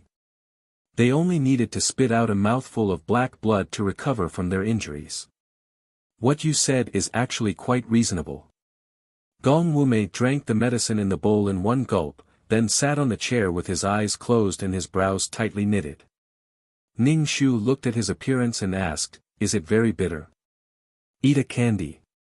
Gong Wumei opened his eyes and looked at Ning Shu, then took the plum from Ning Shu's hand and said indifferently, have you fallen in love with me? Why are you trying to curry favor with me like this? Ning Shu, after drinking the medicine, Gong Wumei's expression didn't look good. He waved his hand and told Ning Shu to scram. Ning Shu took the medicine box and quickly left. After coming out of Gong Wumei's room, Ning Shu was stopped by a woman. It was the woman from before. Her eyes were filled with admiration for Gong Wumei. Ning Shu instantly felt that this person was here to pick a fight with her. Ning Shu lightly said, don't talk to me, I don't want to talk to you, and don't ask me if I'm Gong Wumei's woman, and don't ask me if I've ever rolled with him. The woman holding on to Ning Shu was stunned. She then asked Ning Shu, do you see the cult master every day? I want to know how the cult master is doing now. Why haven't you come looking for me for so long? If you want to know, then go find it yourself. Don't ask me. I don't know anything. Ning Shu thought for a moment, then took out a pill from the medicine box and gave it to her. This thing can help with your beauty.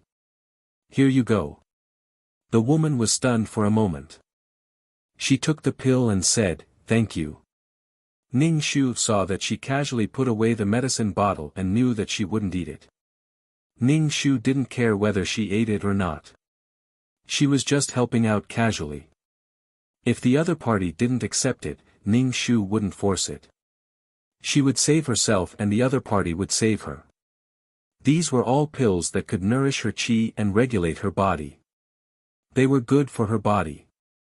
Ning Shu took the medicine box and left.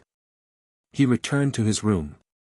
Just as he sat down, Gong Wumei's number 1 lackey, Steward Liu, came. Ning Shu hurriedly said, Miss Little Red, the cult master's illness has flared up. He needs a woman to serve him now. Ning Shu immediately took the medicine box and rushed to Gong Wumei's room. When he arrived at Gong Wumei's room, Gong Wumei's eyes were tearing apart a woman's clothes. Gong Wumei's eyes were red, and his entire body was filled with a violent and chaotic aura. The woman under Gong Wumei was the woman that Ning Shu gave the pill to. At this moment, she was looking at Gong Wumei affectionately. Ning Shu rushed over and directly pulled the woman up. He said to Steward Lu, "Take her away. Impudent, I want to see who dares." Gong Wumei's eyes were red. The woman grabbed by Steward Lu anxiously said to Steward Lu, "Steward Lu, I'm willing to serve the cult master. Beauty, since you chased her away, you can replace her." Gong Wumei and Ning Shu stretched out their hands. Their eyes were even redder, like a wild beast that was about to devour a person. Hearing that Ning Shu was going to replace her, the woman immediately looked at Ning Shu with eyes full of jealousy and hatred. Ning Shu looked at Gong Wumei. First, he covered his nose, then he sprinkled the medicinal powder. Gong Wumei didn't care about the medicinal powder, but not long after, his body became soft. "Drag him into the ice water," Ning Shu said to Steward Lu. With a splash, Gong Wumei was thrown into the ice water. Gong Wumei shivered. His pair of peach blossom eyes looked at Ning Shu sinisterly and ruthlessly. "You don't want to live anymore. You actually dare to treat this sovereign like this." Ning Shu faintly said, "All of this is to treat your illness. Besides, you promised me that you wouldn't touch women. Once your illness acts up, you forget everything." Ning Shu then fed Gong Wumei a bowl of bitter medicinal liquid. Gong Wumei choked to the point that tears came out. He looked at Ning Shu very malevolently and said, "This sovereign wants you to die.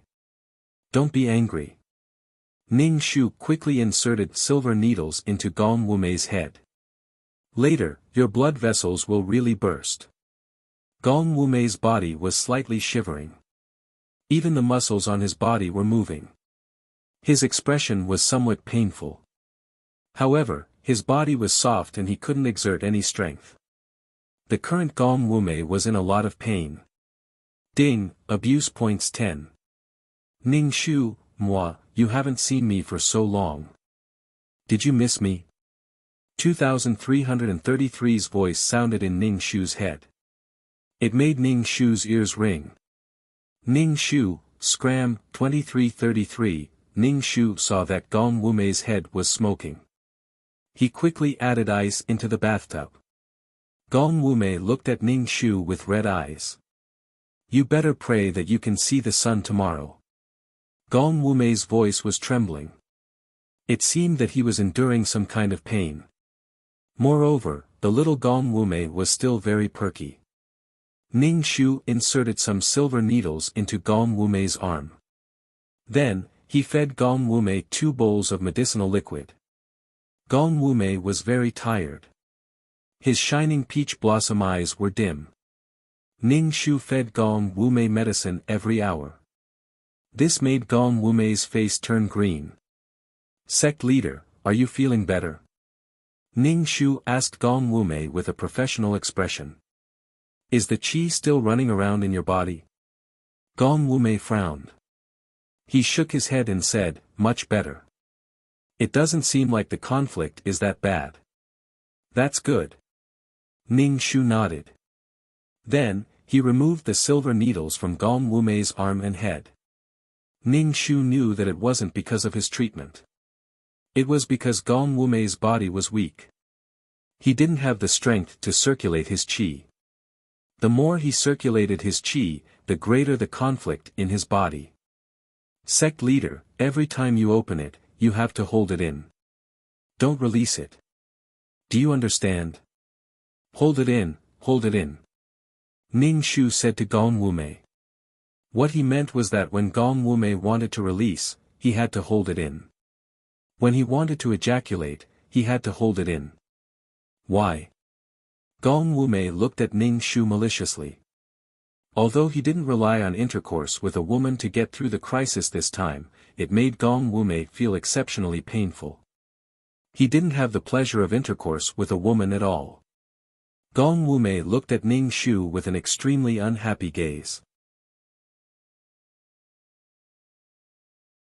Chapter 186. Ning Shu ignored Gong Wumei's murderous gaze and said to Gong Wumei, "This is all your energy. If you want to completely cure your illness, you have to calm down the chaotic aura in your body.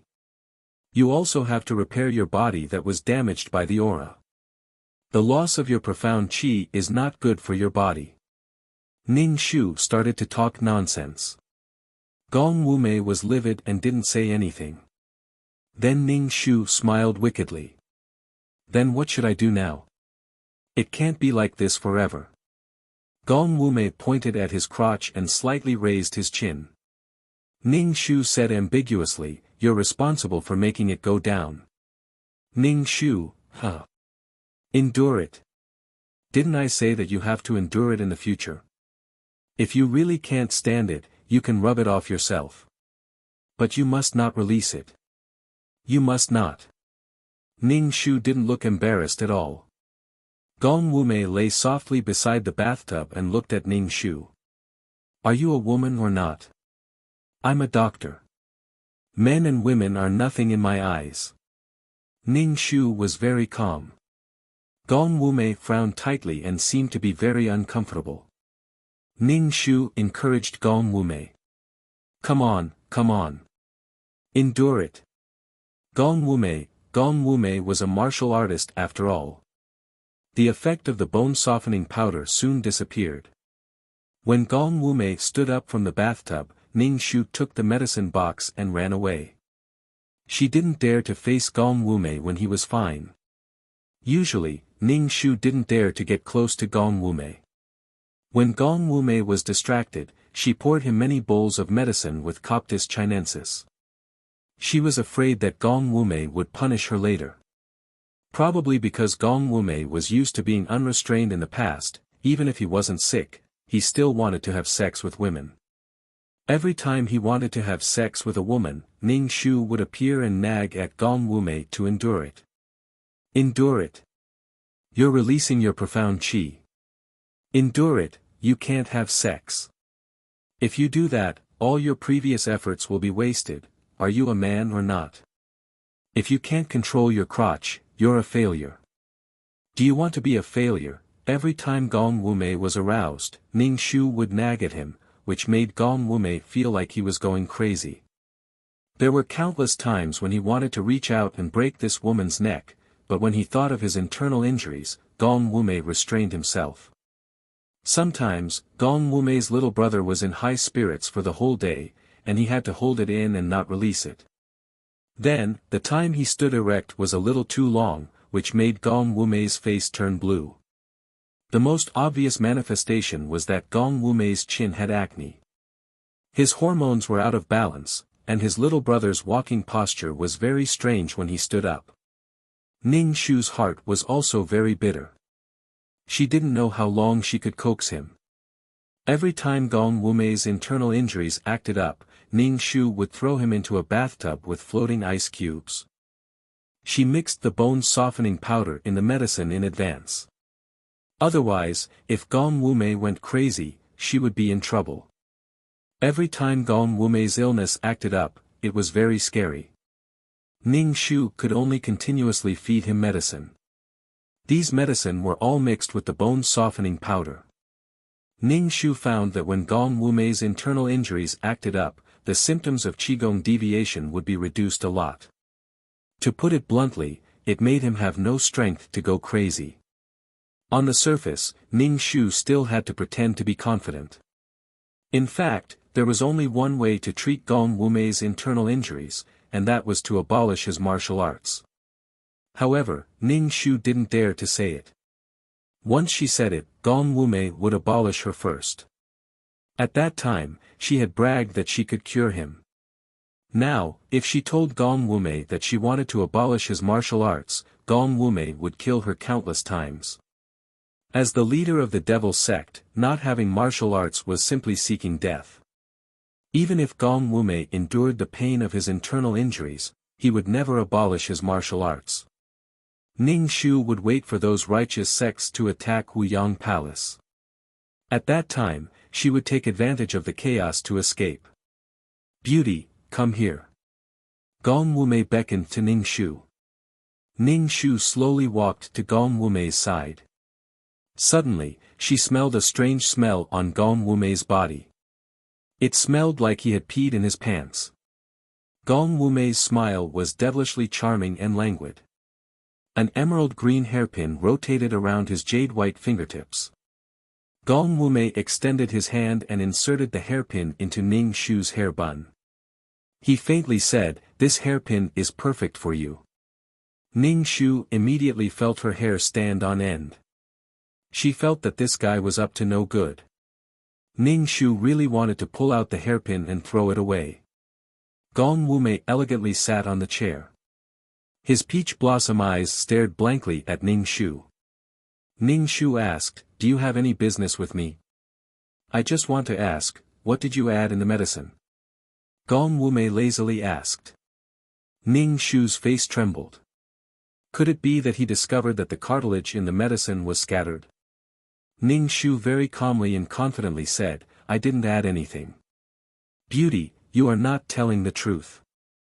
"I had the doctor take a look. I added a large amount of coptis." Gong Wumei sinisterly looked at Ning Shu. "You are not being honest. Coptis is bitter in nature.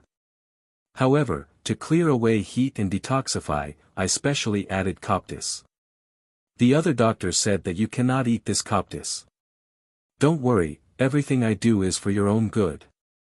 Ning Shu extended his hand and wanted to pat Gong Wumei's shoulder.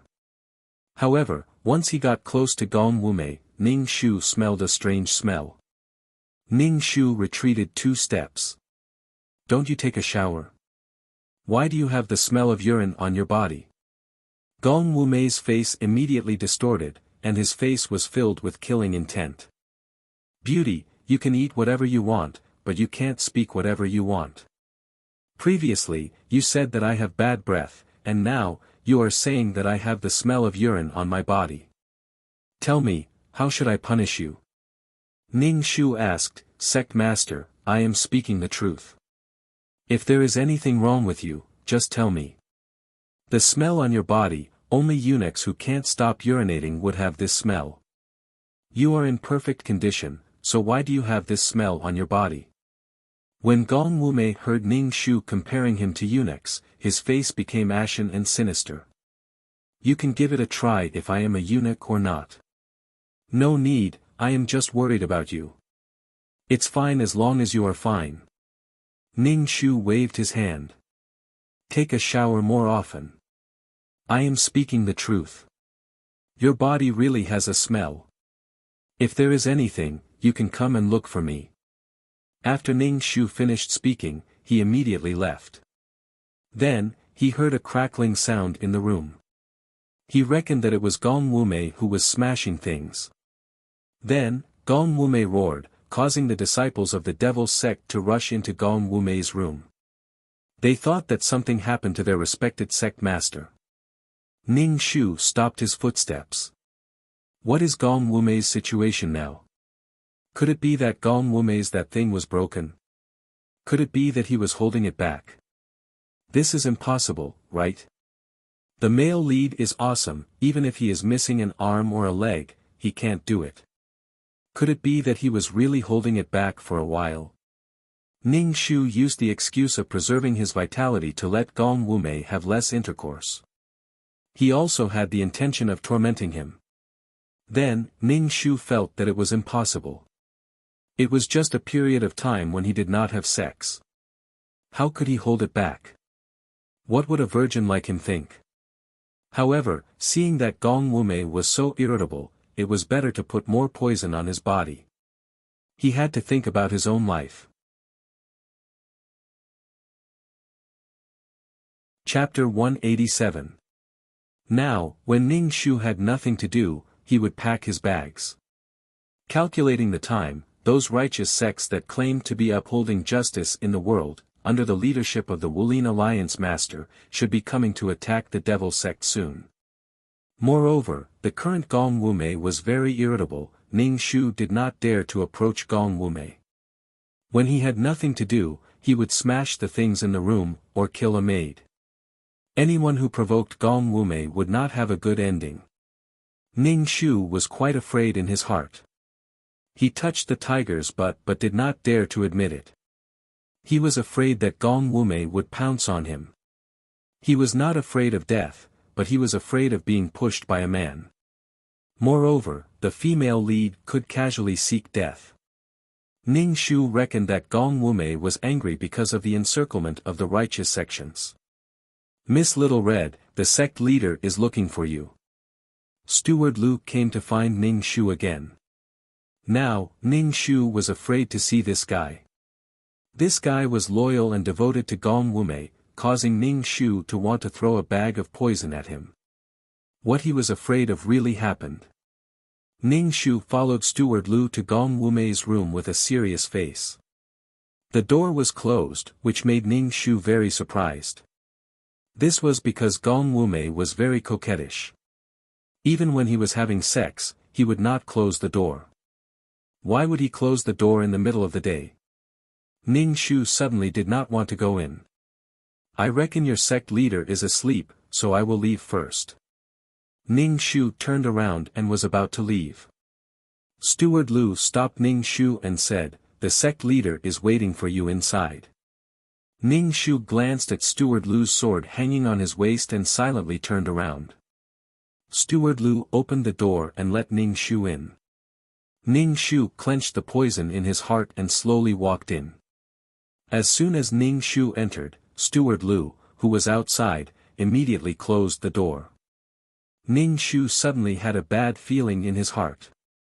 He even closed the door. Was he going to kill and destroy the body? "What are you still standing there for? Come over here." Gong Wumei's voice suddenly sounded. His voice was very gloomy. Ning Shu slowly walked over and opened the curtain. Immediately, he smelled an unbearable stench. It was as if someone had urinated in their pants for a long time. The smell of fermentation almost made Ning Shu vomit. However, when he saw Gong Wumei's ashen face, Ning Shu held back and asked Gong Wumei, "Sect leader, what's the matter?" Gong Wumei's expression was very gloomy, and there was a green color between his eyebrows. His breathing was very chaotic, and there was a kind of decadence. He looked at Ning Shu with deep suspicion and resentment, as well as a trace of expectation. Ning Shu was baffled by Gong Wumei's gaze. He endured the stench and asked, "Stop, what's wrong with you?" Gong Wumei was lying on the bed.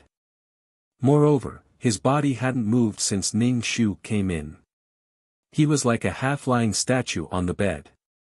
Ning Shu didn't know what was wrong with Gong Wumei. Gong Wumei looked at Ning Shu and asked, "Did you deliberately make me like this?" Ning Shu. Ning Shu was dumbfounded. She really didn't know what was going on. Ever since Gong Wumei became irritable, she didn't go in front of Gong Wumei. She really didn't know what was going on. "Sect leader, if there's anything you need, just tell me. If there's anything I can help with, I'll naturally help," Ning Shu patted her chest and said very righteously. Gong Wumei's expression was very difficult to speak, but he still told Ning Shu about his situation. That was, ever since Ning Shu asked him not to roll around with women, he had to forcefully hold it in. Moreover, Gong Wumei's needs were quite big. After being treated by Ning Shu, he indeed felt much better than before. He listened to Ning Shu and held it in. Even if he had needs, he still held it in. Later, it developed to the point where he didn't need to have sex to release. Even the friction of his pants made him want to release. However, Gong Wumei still held it in, desperately holding it in. After holding it in for a long time, a problem appeared. Now, his lower body would drip with white turbidity at any time. He was venting at any time. When he moved, it would drip, causing Gong Wumei's temper to become very irritable. It was difficult to say such a thing about his lifeblood. After struggling for a long time, he still found Ning Shu. Moreover, in Gong Wumei's heart, he felt that it was all because of Ning Shu, that quack doctor, that he became like this. Ning Shu, he must have held it in for too long. Fuck. It was like a faucet that was broken. Ning Shu didn't know what expression to make. This was a strange thing. Ning Shu looked at Gong Wumei's expression that said he had to solve this matter and inexplicably felt that he was unjustly implicated. She really didn't expect Gong Wumei to be able to hold it in like this. It was as if he had to go to the toilet. He should go to the toilet and not hold it in like this. Even if you don't have sex with women, can't you do it yourself? This was really a strange thing. Don't you have hands? I'm your mother. Why are you so obedient? Ning Shu scratched his neck and looked at Gong Wumei and said, this is really not easy to solve. You can't solve it. Gong Wumei suddenly became agitated and sat up. Then, his expression changed and he slowly lay down again. He felt that his lower body was wet again. This kind of thing that didn't care about the time and place simply made Gong Wumei have the heart to die. Ning Shu smelled a strange smell again. She reckoned that Gong Wumei was too agitated just now and released it again. Gong Wumei's expression became very ugly. Looking at Ning Shu, he said coldly, you must solve this matter. Otherwise, you can go and die. Gong Wumei looked at Ning Shu with a murderous look, this sovereign became like this because of you. This has nothing to do with me. Ning Shu waved his hand, this really has nothing to do with me. How is this not related to you? You dare to say that you didn't ask this sovereign to abstain from sex. You didn't say that I have to hold my profound chi. You didn't say these things. Gong Wumei roared at Ning Shu. Then, his lower body opened up again. Gong Wumei wiped his face and his expression became very gloomy. Gong Wumei's face was now very irritable. Moreover, his eyes were filled with a strong murderous look. Obviously, he wanted to kill Ning Shu. However, he was worried about his own situation. Therefore, he suppressed the murderous look in his heart. Ning Shu expressed that he couldn't do it. Moreover, he didn't have the ability to do it. Say it, what method do you have? Gong Wumei looked at Ning Shu. It seemed that if Ning Shu didn't say anything, he would kill Ning Shu. Ning Shu had no choice but to say, first, put an ice pack on it and stimulate it. This meridian was damaged by you. Gong Wumei looked at Ning Shu and said lightly, you better pray that your method works. Otherwise, this sovereign will make you die a horrible death. Ning Shu, right now, Ning Shu only wanted to run away. If she stayed here any longer, Ning Shu was afraid that she wouldn't have long to live. Ning Shu thought for a moment, then asked Gong Wumei, that, other than the drip drip drip drip drip drip drip, can you stand up? Scram. Gong Wumei roared at Ning Shu, even if there is a problem with this sovereign, I will still deal with you. Ding, abuse points 80. Current abuse points 90. Chapter 188. Gong Wumei asked the servant to bring over the ice, then looked at Ning Shu with his long and narrow peach blossom eyes. Why are you looking at me? What do you think I should do? Gong Wumei asked Ning Shu. Ning Shu immediately said, just directly put it in your crotch. Are you playing with me? Gong Wumei roared Ning Shu. Don't tell me you want me to keep holding my crotch. Ning Shu dug his ears and said to Gong Wumei, Sect Master, if you really can't do it, just lie down in the ice water, then use hot water to burn it. After stimulating it back and forth, you will be fine. Gong Wumei took a deep breath and said with a light and emotionless voice, you are playing with me. I didn't, did.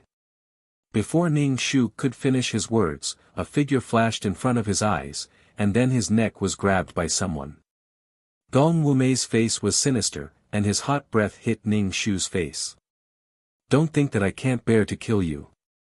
Gong Wumei's face became even more sinister, and his white jade-like fingers grabbed Ning Shu's neck. I really want to kill you right now. Ning Shu touched the poison in his hand. If he sprinkled the poison powder now, Gong Wumei's neck would be broken before the poison could take effect. You are courting death. Ning Shu felt that his breathing was getting more and more rapid, and his lungs were burning. Ning Shu slapped Gong Wumei's hand, wanting to pry his hand away. Gong Wumei coldly asked Ning Shu, "Speak, what should we do?" Ning Shu struggled and pointed at his neck. "You are strangling my neck, what should I say?"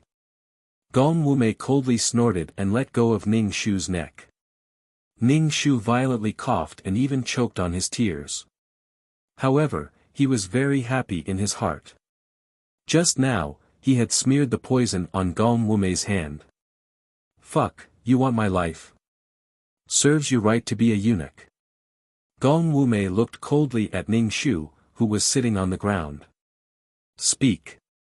Sect leader, it's not good. The Wulian people have already broken through the iron lock and besieged the cave."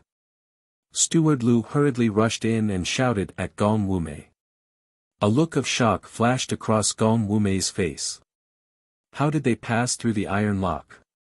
Didn't I say that when these sects attacked us, they should just release the iron lock? How did they let these martial artists pass through? I even specially sent people to guard the place where the iron lock was. What's going on?" Gong Wumei angrily shouted. His body once again emitted an unpleasant smell. Ning Shu heaved a sigh of relief in his heart. "Oh my, these people are finally here." Ning Shu tried his best to reduce his presence. When Gong Wumei left the room, he hurriedly ran away. Gong Wumei also didn't care about what was going on below him.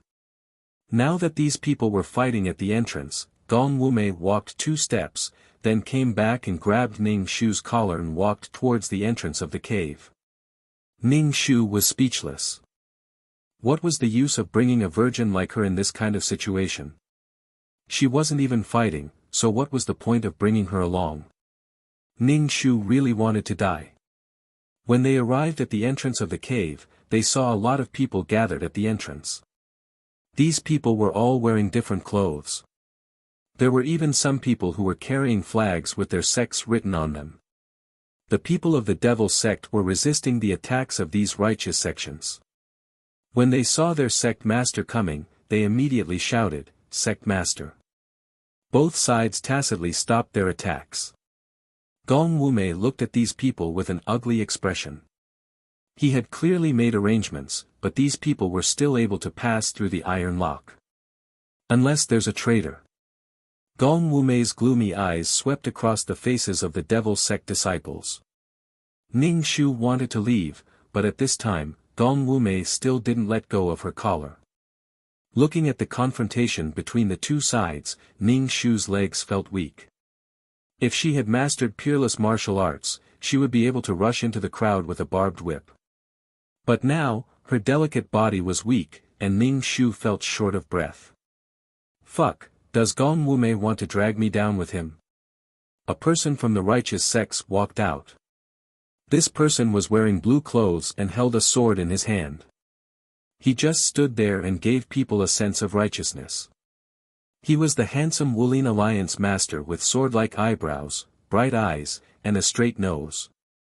When Gong Wuming saw this man, he coldly said, "Yan Nanju, this venerable one, and you have minded our own business. You brought people to knock down this venerable one's door. Are you trying to provoke a fight in the martial arts world? Gong Wumei, your devil sect has harmed the common people. You've robbed and killed the innocent. You've even taken countless women to your endless palace." Yan Nanju loudly said, "Shouldn't we crusade against you?" Ning Shu looked at Yan Nanju and really wanted to shout for help. But when she thought of Gong Wumei next to her, she closed her mouth. "You want to kill me? You're just a bunch of mobs. What a joke." Gong Wumei's hair fluttered. His face was extremely evil and cold. His body exploded with a strong aura. Yan Nanju stepped forward and righteously said, "Gong Wumei, you've done a lot of evil things. Surrender and you'll have a way out." When Ning Shu heard Yan Nanju's words, he suddenly felt like he was a police officer from ancient times. "You want me to surrender? Yan Nanju, is there something wrong with your brain? Don't be so hypocritical. You people are just jealous of my wealth in the Wuyan Palace. You disgusting righteous sects are all disgusting, Yan Nanju said. Gong Wumei, you've stolen all of this wealth. You've killed people and taken their treasures.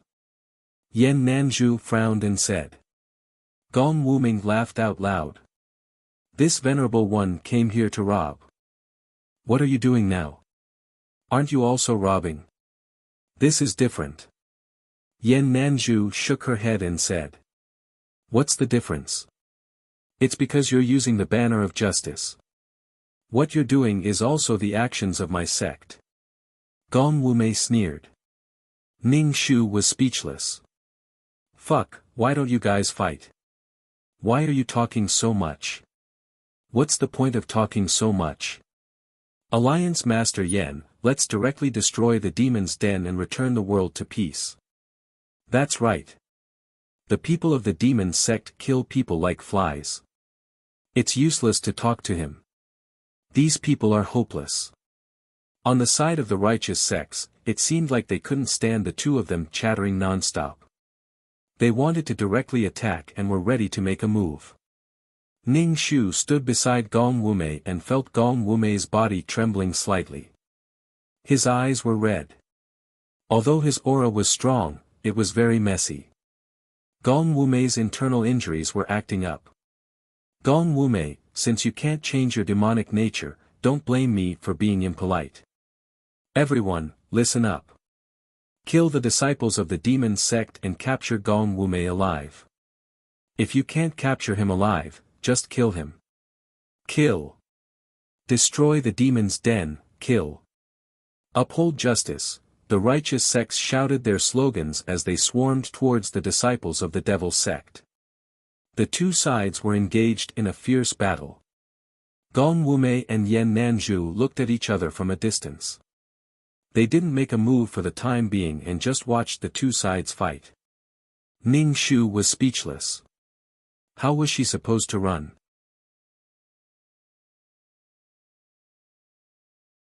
Chapter 189. Ning Shu stood beside Gong Wumei and watched the two sides fight. Gong Wumei's aura was getting more and more chaotic. Ning Shu knew that Gong Wumei wouldn't be able to hold on for much longer.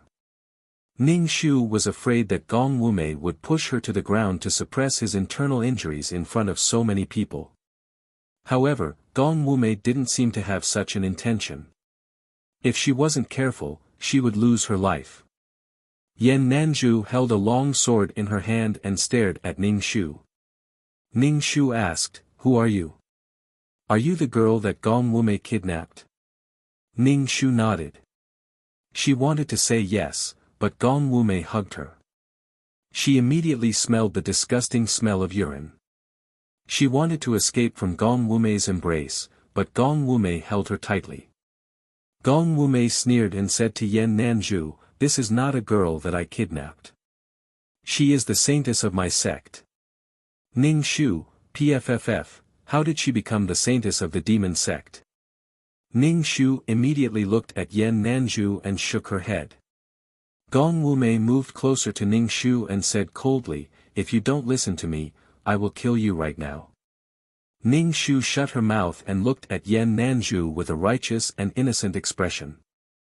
However, Yan Nanju didn't receive Ning Shu's gaze.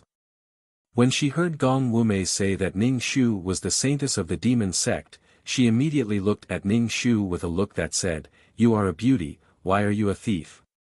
That kind of pity, that kind of disappointment, made Ning Shu's balls ache. Ning Shu wanted to say that she was an innocent girl, but she was now the saintess of the demon sect. "Sect Master, we can't hold on any longer." Steward Lu walked over with a bitter face and anxiously said to Gong Wumei, "Sect Master, why don't we retreat first?" Gong Wumei frowned as he watched the demonic sect disciples fall one by one. He glared at Yan Nanju and said to Steward Lu, "Follow the original plan and send these disciples away." "Yes." Steward Lu bent over. Amidst the sparks, Steward Lu stabbed his sword into Gong Wumei's abdomen. Gong Wumei grunted and slapped his palm onto Steward Lu's chest. Steward Lu immediately spat out a mouthful of blood and was sent flying. Yan Nanzhu caught him. Gong Wumei pulled out the sword from his abdomen. Blood spilled out, and his expression was extremely gloomy. Uncle Master Wu, are you okay? Yan Nanzhu poured a pill into Steward Lu's mouth. Steward Lu sat cross-legged on the ground to heal his wounds. So you're the traitor. I trusted you so much in vain. So you're a spy. Gong Wumei's expression was extremely ugly, and there was even a hint of defeat. Clearly, he knew that Endless Palace was at the end of the road. Gong Wumei ignored the bleeding wounds on his body. He carried Ning Shu and stepped on the iron chain, preparing to escape. Gong Wumei still didn't let go of her. Ning Shu was speechless. Gong Wumei really hated her deeply. Looking at the bottomless abyss under the iron chain, Ning Shu was very afraid that Gong Wumei would throw her down directly. Biting her cheeks tightly, Ning Shu didn't allow herself to scream. When Yan Nanzhu saw that Gong Wumei had run away, she couldn't care about anything else. She hurriedly stepped on the iron chain and chased after Gong Wumei. The two of them, along with Ning Shu, who was clamped under Gong Wumei's arms, caused the iron chain to shake violently. Ning Shu really wanted to say, "Can't you fucking take it slow? This is very dangerous." Gong Wumei glanced behind him and sneered. His wounds were bleeding. In addition, he was carrying Ning Shu. His face was pale, and his usually pink lips were now white. Ning Shu couldn't understand why Gong Wumei wanted to bring her along. She was a complete burden. While Ning Shu was on tenterhooks, Gong Wumei finally reached the other side. Gong Wumei let go of Ning Shu. He glanced at Yan Nanzhu, who was still walking on the iron chain, and said loudly to Ning Shu, "Saintess, I'll leave the inheritance of the sacred sect to you. We'll run separately. When the time comes, we'll meet at Xianghua Temple. You must take good care of the inheritance of our sect. As long as the inheritance exists, our sect will exist. We will never be destroyed by these hypocritical righteous sections. Inheritance? Meet at Xianghua Temple. What the fuck, I don't understand what you're talking about." Ning Shu was dumbfounded. Then, Gong Wumei ran away before Ning Shu could react. Ning Shu looked at Yan Nanzhu, who was getting closer and closer. She quivered and ran in the direction that Gong Wumei ran. Fuck, she was tricked by Gong Wumei. What inheritance? It was just to make people pay attention to her. Gong Wumei, this bitch. I'm not running in the opposite direction. I'm going to run with you. Yan Nanzhu followed behind Ning Shu and chased after Ning Shu. Ning Shu saw Gong Wumei, who was not in front of him. His heart was galloping. Looking at Yan Nanzhu, who was getting closer and closer, Ning Shu was very irritated. After running for a while, Ning Shu couldn't run anymore. He put his hands on his waist and panted. He said to Yan Nan behind him, "Hero, wait a minute. I have something to say." Yan Nanzhu looked at Ning Shu vigilantly. She stood not far away from Ning Shu and asked sternly, "The inheritance of the demon sect is with you. Give it to me. As long as you turn over a new leaf and don't do anything evil, I will spare your life." Ning Shu was very helpless. He said, "If I say that I'm a pitiful girl who was caught by Gong Wumei, would you believe me?" "I don't believe you.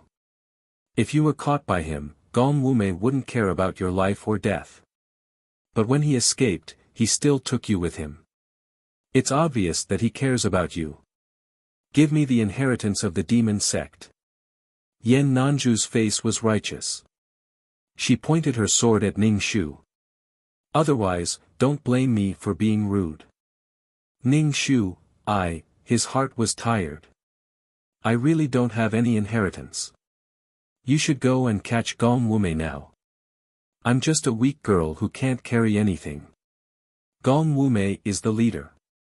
Even if there's some lousy inheritance, it should be with him. I don't have any fighting power. Anyone can take me down. How could the inheritance be with me, brother?" Ning Shu was very helpless. Demon sect witch, don't call me that. This might be Gong Wumei's trick. If I didn't hear your conversation, I wouldn't know that the inheritance is with you. Gong Wumei did the opposite. Who would have thought that the inheritance would be with a weak girl?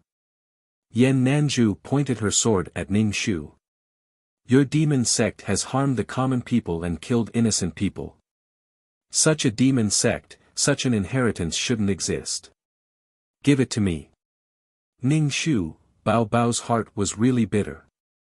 The male lead believed everyone in the world, but he refused to believe the female lead. He would believe anything that the male lead said, but the female lead wouldn't believe it no matter what she said. How cruel. Ning Shu unbuttoned his shirt and was about to take off his clothes. Yan Nanju immediately turned her head and scolded, shameless and lewd witch. Do you think I'll be tempted by a witch like you? Ning Shu's mouth twitched. You're thinking too much. Chapter 190. Witch, don't even think about using such a low-level method to confuse me, Yan Nanju said sternly. Ning Shu let out a long sigh and said weakly, didn't you say that the inheritance is on me? I'll take off my coat and shake it to see if any damn inheritance will fall out. Only then did Yan Nanju turn her head. Ning Shu trembled all over and said to Yan Nanju, see, there's no inheritance at all. Yan Nanju looked at Ning Shu and said lightly, although it's not on you, I suspect that you put it somewhere else. In short, I don't believe you. Ning Shu spread his hands. If you don't believe me, then go ahead. He turned and left. Where are you going? You're now a remnant of the demon sect. Come back with me now. Yan Nanju chased after Ning Shu. In order to prevent you from harming innocent people, I must take you back. Ning Shu was speechless. Alliance Master, look at how weak I am. Who can I harm? Ning Shu grabbed his hair. Why didn't you catch the great demon Gong Wumei? What's the use of catching me? Do you people of the martial arts world only know how to bully weak women? Are you a weak woman? Yan Nanju looked at Ning Shu. You're the saintess of the demon sect. Naturally, you have the ability to bewitch people. If you use your beauty to bewitch men, it will inevitably lead to a disaster. For the stability of the martial arts world, as the leader elected by everyone, I won't let go of anyone who harms the martial arts world. Ning Shu looked at Yan Nanju. This person was too righteous and serious. Ning Shu was speechless. In the original plot, Mu Yenluo was imprisoned by Gong Wumei as his sex slave. Later, when the demon sect was destroyed, Gong Wumei didn't have time to take Mu Yenluo away. Mu Yenluo was rescued by Yan Nanju and brought to her Sunset Mountain villa. There were other women who were rescued. Some of them were jealous of Mu Yenluo. Ever since Mu Yenluo came, Gong Wumei only slept with Mu Yenluo. This made some women jealous. They told Yan Nanju that Mu Yenluo was Gong Wumei's woman and was a member of the demon sect. They also said that Mu Yenluo had the ability to bewitch people and that no man could escape her seduction. When Yan Nanju learned of this matter, she would sometimes be unconsciously attracted to Mu Yenluo when she was with her. When she thought of other women saying that Mu Yenluo was good at seducing men, Yan Nanju felt very conflicted. Yan Nanju was conflicted. On one hand, it was her own feelings. On the other hand, it was the martial arts world's righteous path. He was the martial arts world's chief. How could he be together with a witch from the demon sect? Moreover, he was defeated by her seduction. Yan Nanju was conflicted. No matter how Mu Yenluo explained that she wasn't a member of the demonic sect and that she had been forcibly taken to Wuyang Palace by Gong Wumei, and that Gong Wumei, who had escaped, had come to Luoxia Manor to save Mu Yenluo, Yan Nanju didn't believe Mu Yenluo's words. Moreover, Gong Wumei was very evil. Sometimes, he would sneak into the Sunset Mountain villa in the middle of the night and sleep with Mu Yenluo. Yan Nanzhu would watch the erotic pictures in the dark. She was very excited. Yan Nanzhu hated Mu Yenluo and hated himself. He hated himself for being bewitched by this witch. He hated Mu Yenluo for not having self-respect and fooling around with men. In short, Yan Nanzhu was a very righteous and upright man. In his heart, Mu Yenluo was a bad woman who liked to use a delicate and pitiful appearance to deceive men. What made Yan Nanzhu collapse was that he was also deceived by this woman. In short, Yan Nanzhu's manly heart was crushed. Her intestines were in knots.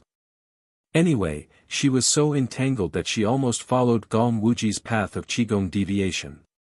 The righteous path and the evil path couldn't coexist. The righteous path said that they wanted to kill Mu Yenluo and burn her alive. Yan Nanzhu thought about it and still handed Mu Yenluo over. Maybe if Mu Yenluo died, he wouldn't be so conflicted. It could be considered as resolving the worry in his heart. However, when Mu Yenluo was really hung over the firewood and choked on the smoke, she looked at Yan Nanzhu with an ashen face. In the end, Yan Nanzhu couldn't restrain the surging emotions in his heart and saved Mu Yenluo. Yan Nanzhu felt that he couldn't face the people of Wulin and resigned from the position of Wulin Alliance head. He also promised that he would look after this witch and wouldn't let her come out to harm people. Ning Shu smacked his lips and looked at Yan Nanzhu. It could be said that Yan Nanzhu's principles were the strongest among these male leads. He really didn't know how the former Wulin Alliance head could share a woman with the devil cult leader. These two people had completely different values. Gong Wumei didn't care about anything in the world. He killed people based on his mood. Yan Nanzhu was like a saint. He had the best heart among these people. He really couldn't figure out how these two people got along with each other. Ning Shu walked in front while Yan Nanzhu followed behind. After a long distance, Ning Shu couldn't help but ask Yan Nanzhu helplessly, "Alliance head, how long are you going to follow me? I really don't have any inheritance." Ning Shu jumped up and down. "Look, I don't have anything." Yan Nanzhu stared at Ning Shu and said, "I have to watch you in case you do something. Also, you have to follow me to Xianghua Temple." "Why? Why do we have to go to Xianghua Temple?" Ning Shu frowned and looked at Yan Nanzhu.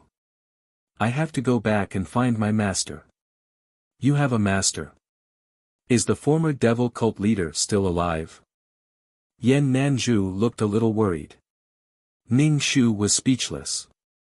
"When did I say that the devil cult leader was my master?" Ning Shu almost wanted Yan Nanzhu to kneel down. "How can I explain it to you? I'm not the devil cult saintess."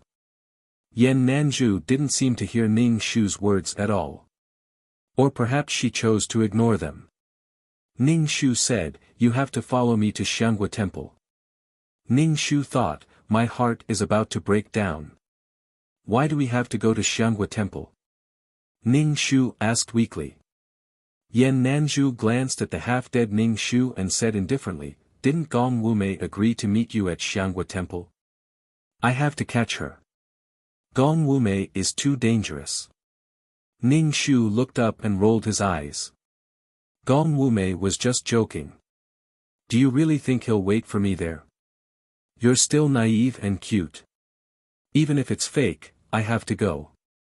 As long as I can catch Gong Wumei, I have to go to Xianghua Temple," Yan Nanzhu said seriously.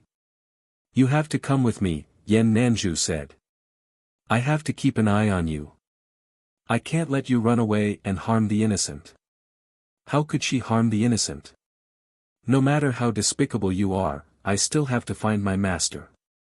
You go to Xianghua Temple by yourself." Ning Shu lifted the hem of her skirt and turned to run. Before she could take 2 steps, a bright sword blocked her way. It made her feel very nervous.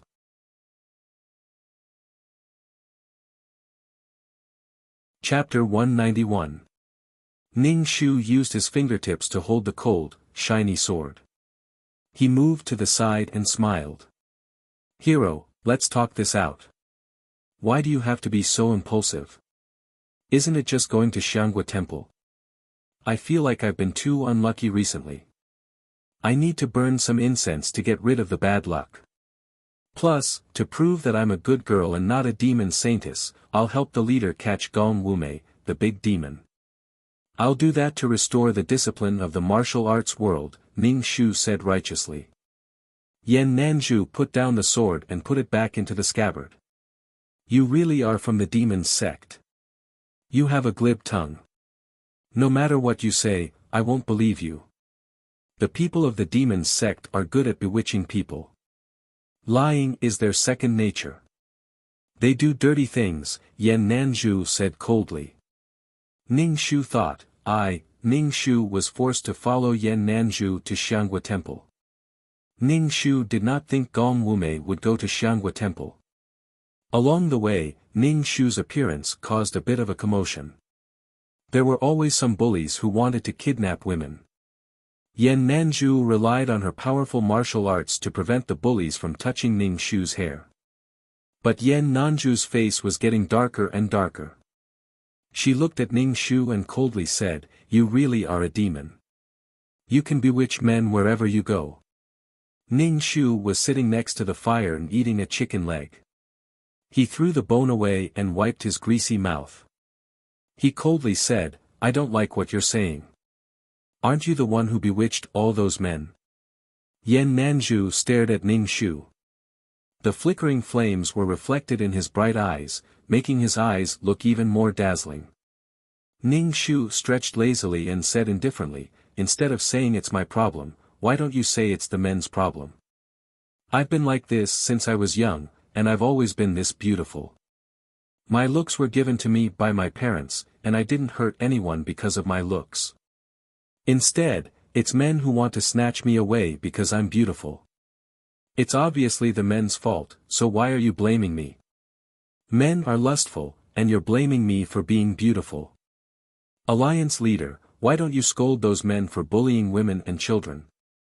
Instead, you're blaming me for bewitching people. Yan Nanzhu looked at Ning Shu in a daze and said, You really are a demon. You're confusing people with your lies and pestering. At the end of the day, you're still a male protagonist. Everything is a woman's fault. TSK, TSK, TSK. I'm beautiful, but it doesn't mean you can violate me. Don't say that I'm seduced because I'm wearing revealing clothes. Ning Shu was too lazy to say anything to Yan Nanzhu. At the end of the day, women had a low status, so they had to take the blame. Ning Shu leaned against a tree and was about to sleep. Suddenly, he thought of something and opened his eyes. He said to Yan Nanzhu, Alliance leader, as the leader of the martial arts world, you can't be like those men and want my body, right? Yan Nanzhu's face instantly twisted. She said with disdain, I won't have any feelings for a demon like you.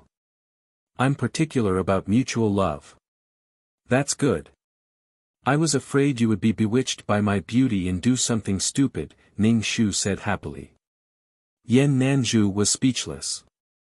Ning Shu really didn't want to stay with Yan Nanzhu because Yan Nanzhu wanted him to walk to Xiangua Temple.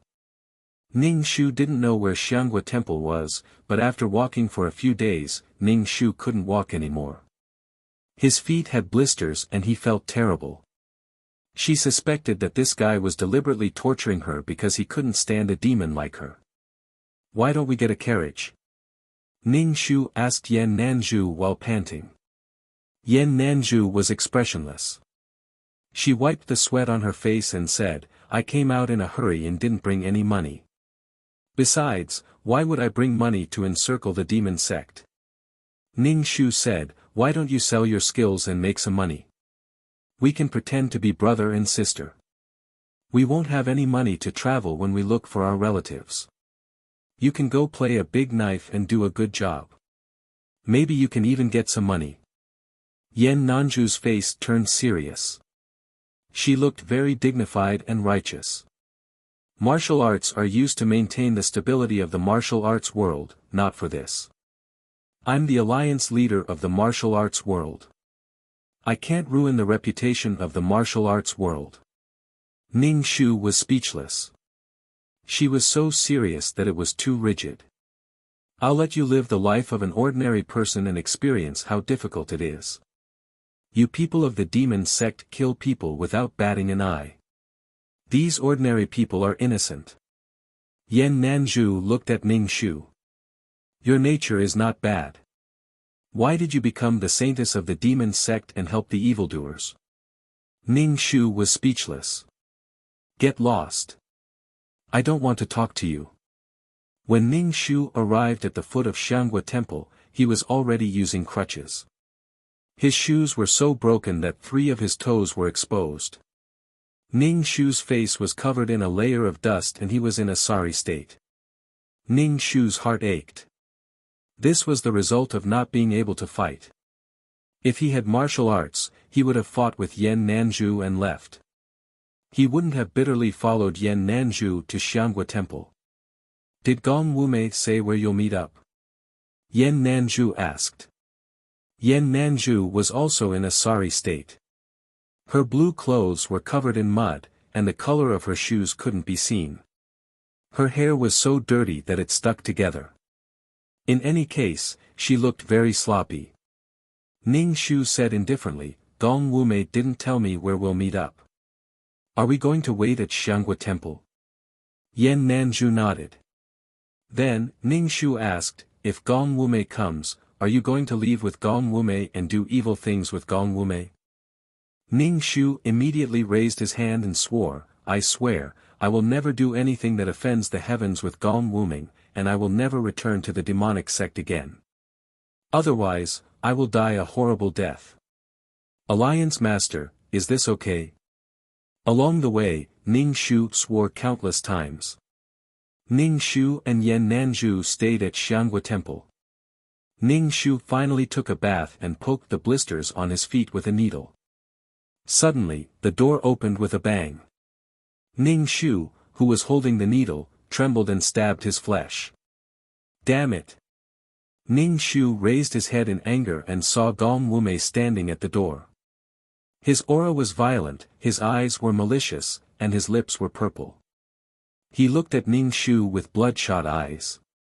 Bitch, how dare you poison me? Gong Wumei's voice was cold and shocked. Alliance Master, save me! Ning Shu screamed at the top of her lungs. She had never thought that Gong Wuyao would actually be at Xianghua Temple.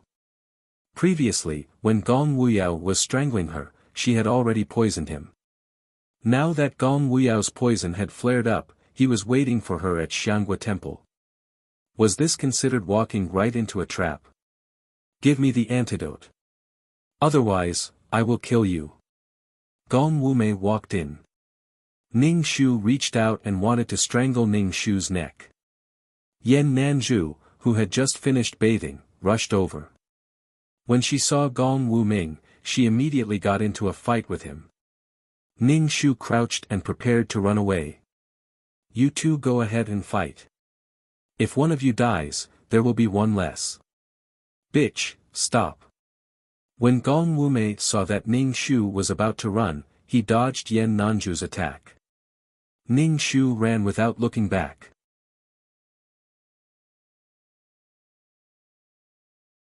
Chapter 192.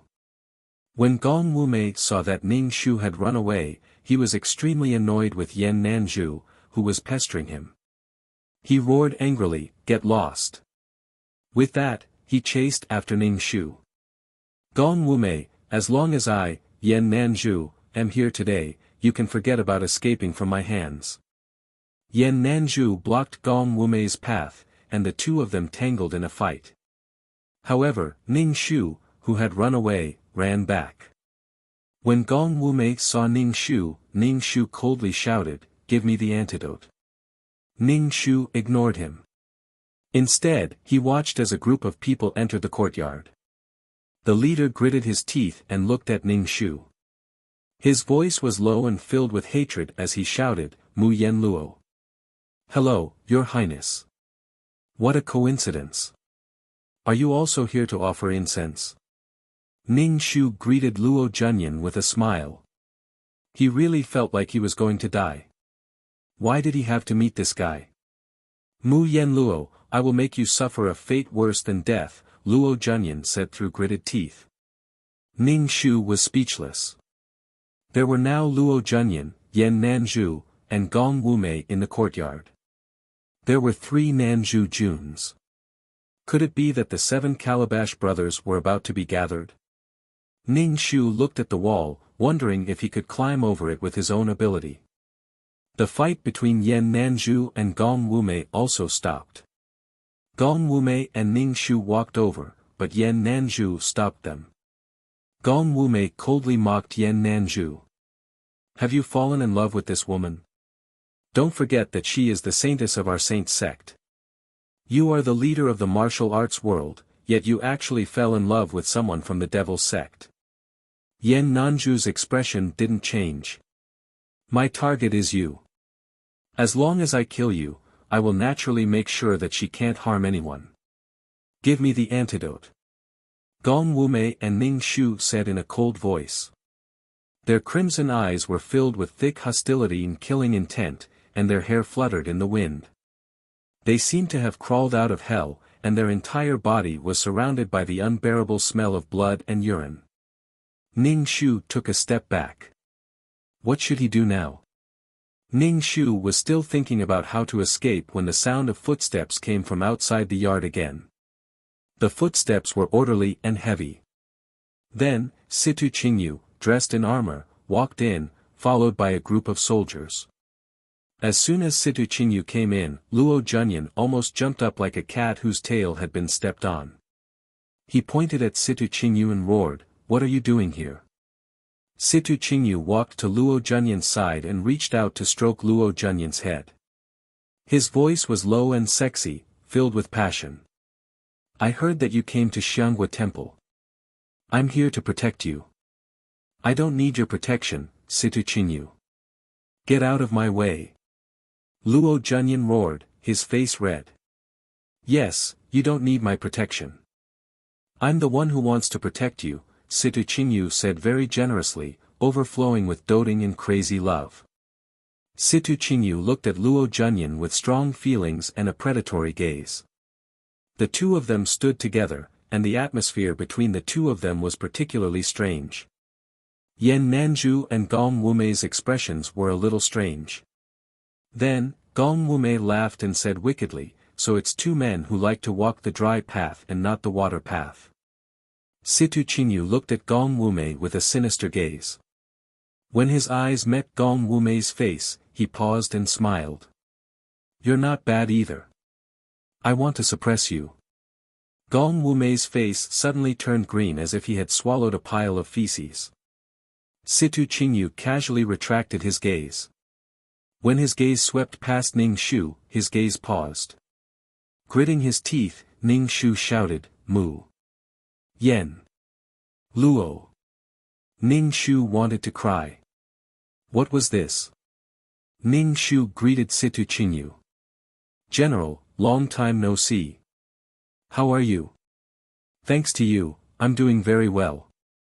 In order to repay you, I've decided to torture you for the rest of your life and let you live a long life. Situ Qingyu gave Ning Shu a sinister smile that contained boundless malice. Ning Shu was speechless. Do you believe me when I say that these are all misunderstandings? Ning Shu made a final struggle. The men didn't seem to hear Ning Shu at all. They looked at Ning Shu with intense hatred. Footsteps sounded outside the courtyard again. Ning Shu simply sat on the steps. He even wondered which man had come this time. This time, it was Wen Ruhua who came in with a group of robbers behind her. Wen Ruhua, who had become a robber, was filled with hostility. She went around robbing and robbing. Her body was well trained and she no longer had the image of a weak scholar. The moment Wen Ruhua came in, she first sized up the men in the courtyard. Then, she looked at Ning Shu who was sitting on the steps. You're not my cousin at all. How dare you lie to me? I want you to die. Cousin, we're still relatives. Why are you so heartless? Ning Shu said as he supported his chin. Wen Ruhua said fiercely, you tortured me so badly. If I don't repay you, I'm not a man. I'll rape you and then kill you. My brothers have been addicted to corpse raping recently. Ning Shu was speechless. So they were all looking for this woman. Gong Wumei's peach blossom eyes turned. I wanted this woman first.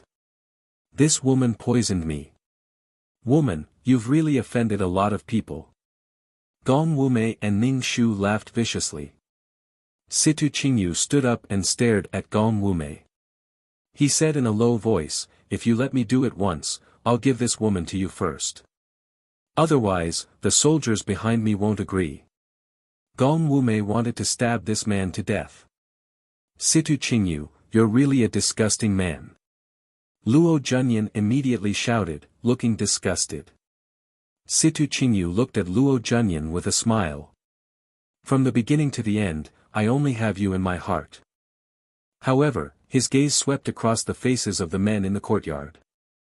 These men were all very good-looking. Get lost. Don't disgust me.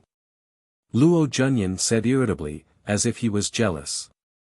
Senior sister, are you inside? Su Yu's voice rang out from outside. Hearing Su Yu's voice, Ning Shu immediately jumped up in excitement. Finally, someone from his side had come. Little junior brother, I'm inside. Come and save your big senior sister. Ning Shu shouted. Yan Nanju looked at Ning Shu warily. You have a little junior brother? Did the former demon cult leader take in another disciple? Su Yu squeezed in from outside. When she saw Ning Shu immediately shouted, Senior sister, what did you do? Why are there so many wanted posters and kill orders for you? I really didn't do anything.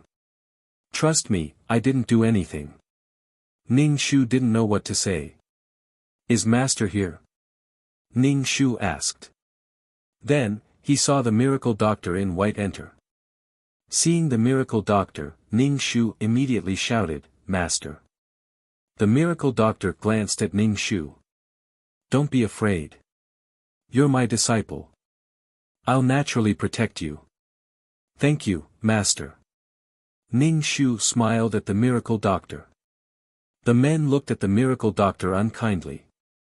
The miracle doctor looked indifferent as if he didn't see them. Seems like I'm late. A clear and sexy voice rang out.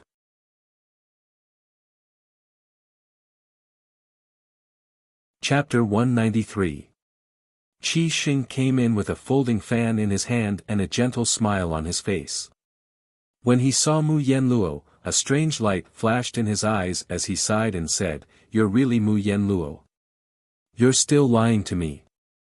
Qi Xing smiled. It's not too late to find out now.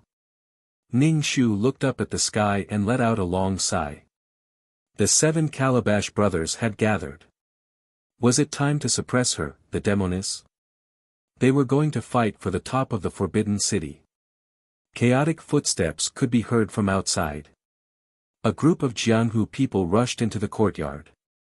When they saw Yan Nanju, they all shouted, Alliance Master, it's good that you're still alive. I thought something had happened to you. Ning Shu looked at the people in the courtyard. They had surrounded the entire courtyard so tightly that not even a drop of water could trickle through. All of a sudden, Ning Shu felt as though she had become the enemy of the entire world. The male leads who had loved Mu Yenluo so much before now hated her so much that their teeth itched. They couldn't wait to tear her apart. Situ Qingyu said, I'm going to torture her to death. Luo Junyan said, I'm going to kill her. Qi Xing said, submit to my whip. When Ruhua said, I'm going to rape her corpse. The miracle doctor said, she's my disciple. How can she not die? Gong Wumei said, give me the antidote and I'll leave your corpse intact. Yan Nanju said, hand over the inheritance of the demonic sect and I'll spare your life. A group of people shouted, Leader, don't be bewitched by this demoness. She deserves to die. Ning Shu, I'm so scared. What should I do now? Miss, we're here to save you. Yuelan rushed into the courtyard, followed by a black-clothed, square-faced secret guard. Yuelan stood in front of Ning Shu and shouted at these people, "Don't even think about hurting my Mississippi." The secret guard looked at the people in the room. Ning Shu said, "I can't beat these people." Ning Shu, several of the male leads were powerful martial artists. The secret guard could barely stop one of them.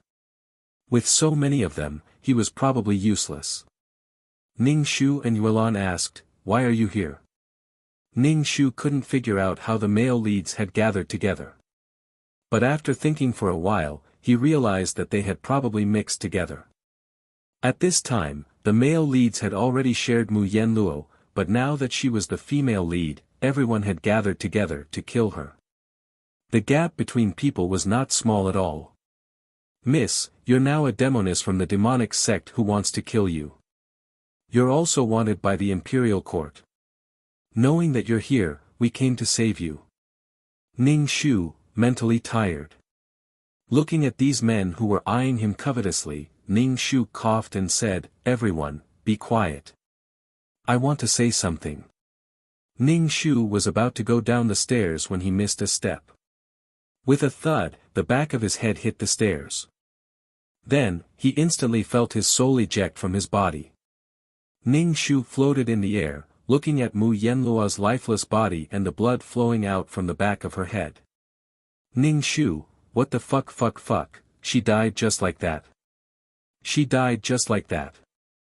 In any case, she could at least drag someone down with her.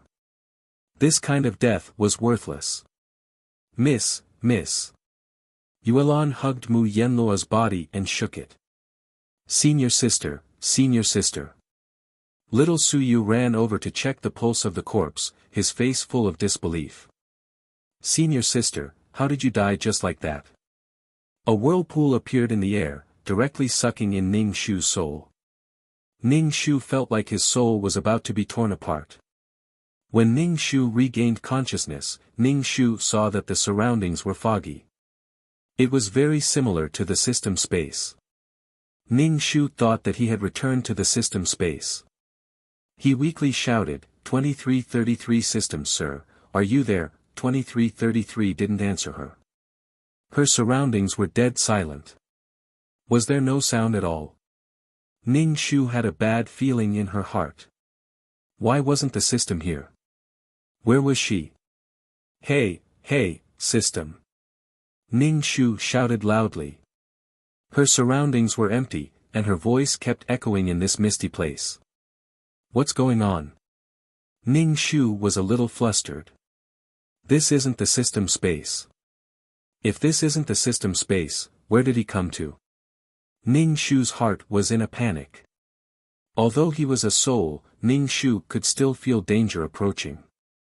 All the hairs on his body stood on end. Ning Shu looked at his dim soul. There was no way to contact the system. He was very anxious. Ning Shu forced himself to calm down. If it was a blessing, it wouldn't be a disaster. If it was a disaster, he couldn't avoid it. Ning Shu sat on the ground. He wanted to absorb things like the system space to replenish his soul. He didn't know if this place had such an effect. To Ning Shu's surprise, the materials in this space were better than the materials in the system space. When the materials flowed into his soul, he felt very cool. Ning Shu tried even harder to absorb the materials. If there was a secret book for cultivating the soul, he might be able to do it even faster. Ning Shu closed his eyes and didn't care about anything else.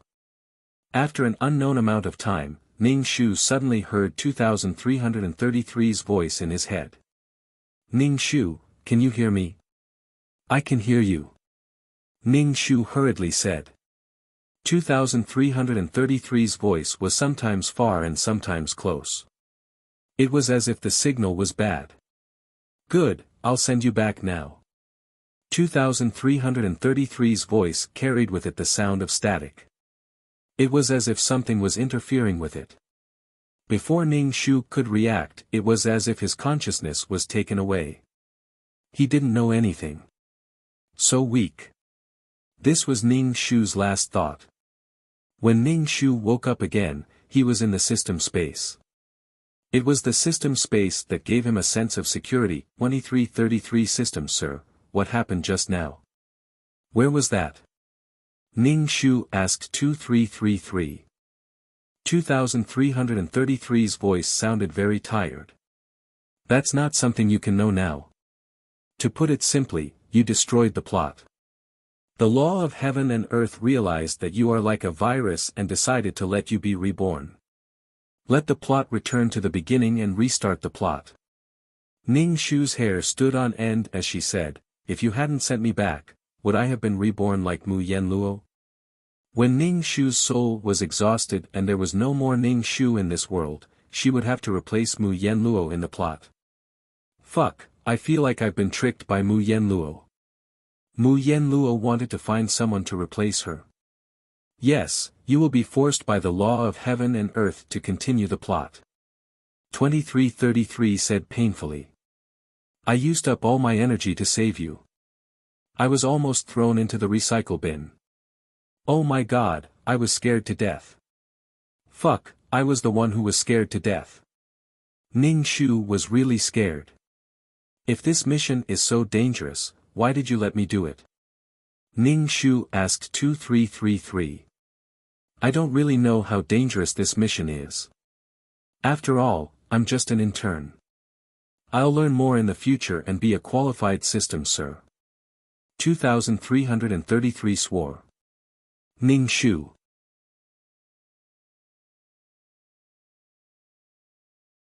Chapter 194. Sensing Ning Shu's displeasure, the system said, you've profited from a disaster, haven't you?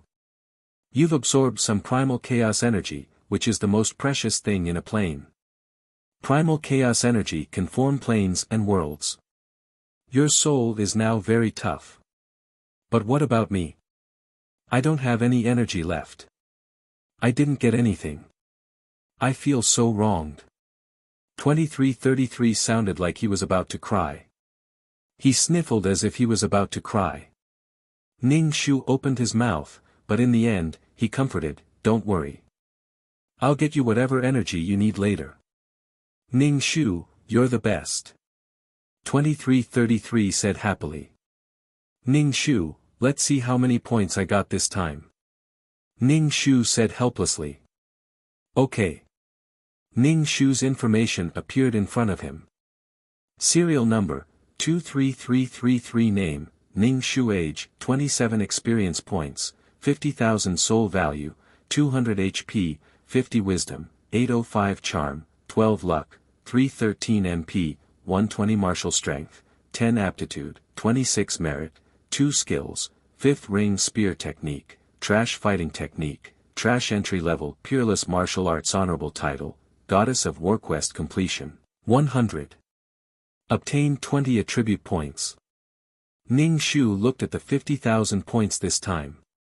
Sure enough, wealth came from danger. Moreover, his soul value was only 60 before, but now it had increased to 200. This made Ning Shu very excited. The soul was the foundation of everything. Ning Shu said, this is only the points from the quest. Mu Yenluo's soul hasn't given you anything yet. Ning Shu felt like he had struck gold. Mu Yenluo's figure gradually appeared in the air. Looking at her face, Ning Shu felt a sense of familiarity. After all, he had been wearing this face for a long time. Mu Yenluo saw Ning Shu and smiled. She swayed her hips and walked to Ning Shu. She grabbed Ning Shu's hand and shouted, thank you, big sister. Ning Shu chuckled and didn't say anything. His eyes scanned Mu Yenluo's face. He wondered if Mu Yenluo was trying to trick a mission enforcer into going to that world to replace her. However, Mu Yenluo's expression was one of genuine joy. Her eyes were clear, and it seemed to come from the bottom of her heart. Her eyes were filled with gratitude toward Ning Shu. When you accepted the mission, I regretted it. I felt that I had harmed you. I didn't expect that you would change my fate. I can reincarnate and not repeat my life. Thank you. Ning Shu said indifferently, it's fine. This is what I should do. Since I have already accepted the mission, I should complete it. Mu Yenluo suddenly hugged Ning Shu and burst into tears. Ning Shu didn't know what to say. He felt that it wasn't easy for Mu Yenluo to face so many crazy men. Ning Shu patted Mu Yenluo's back and said, "It's fine. Don't cry." Mu Yenluo let go of Ning Shu and wiped her tears. Ning Shu said, "Thank you. According to the contract, I should give you all my soul power." Mu Yenluo didn't feel the slightest pity for her soul power. Instead, she looked relieved. As soon as Mu Yenluo's voice fell, her soul began to dim. In the end, it almost became transparent. Her soul was extremely thin. Ning Shu smiled and said, "I should go reincarnate. Big sister, Yenluo wishes you well." It was reasonable to say that Mu Yenluo's soul power wasn't weak. She could easily become a mission enforcer. Ning Shu asked, "Why don't you become a mission enforcer? You can avoid the pain of reincarnation." Mu Yenluo shook her head, "I don't want to live like this. Besides, people say that I can't become a mission enforcer with my personality. Yenluo wants to start anew." Ning Shu felt that he was overthinking things. With Mu Yenluo's personality, how could she find someone to replace her in reincarnation? Mu Yenluo was truly a kind person. After Mu Yenluo left, 2333 Ning Shu said, "Mu Yenluo's soul power isn't weak. Your soul is much stronger than before." Ning Shu suddenly asked 2333, "Does every mission enforcer have to sacrifice their soul to counterattack?" "It doesn't have to be the soul. It can also be some kind of treasure." 2333 said. Ning Shu sighed and said, "Your cannon fodder to begin with. You have to sacrifice your soul to counterattack. Cannon fodder really has it tough. That's why you guys exist. Everyone's fate is different. If you want to get something, you have to give something. This is an equivalent exchange. If you want to get something, you have to give something.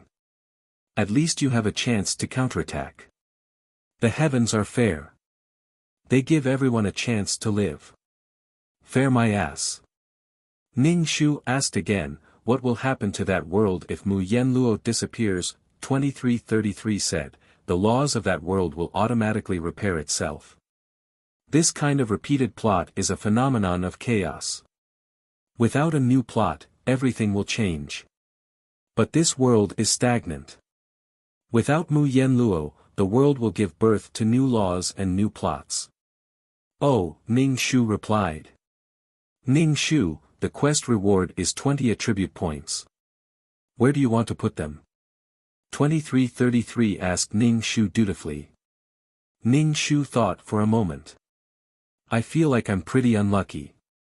I want to put some points into luck. Strength is important, but IQ can't be low. I'll put them into these 3 attributes. Why don't you add some points to your charm?" 2333 asked. "Charm is very lethal.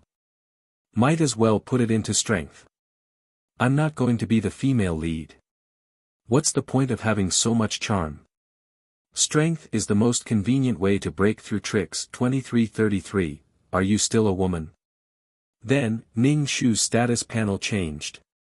Number, 23333 Level, 2, Noob, Name, Ning Shu Age, 27 Experience Points, 50,000 Soul Points, 200100 HP, 50 Wisdom, 855 Charm, 3 Luck, 3410 Spirit, 120 Strength, 105 Aptitude, 26 Merit, 2 Skills, 5 Ring Spear Technique, Trash Fighting Technique, Trash Entry to Peerless Martial Arts Honorary Title. Goddess of Warning Shu steeled her heart and added 10 points to her luck, then added 5 points to her intelligence and martial strength. "Don't do the quest first. I'll rest first. This quest is really too annoying." Ning Shu had never been so tired. One lunatic was already unbearable, let alone so many lunatics. And he almost couldn't make it back. Is there any secret book for cultivating the soul? I'll exchange for one. Ning Shu said 2333. It would be great if there was a secret book for cultivating the soul. Relying on this kind of low-level cultivation method, the soul couldn't be strengthened. Your level is too low. You can't open the shop. 2333 rejected Ning Shu and suddenly said, "Oh right, you bought the aphrodisiac from me last time. I haven't deducted your points yet." Ning Shu.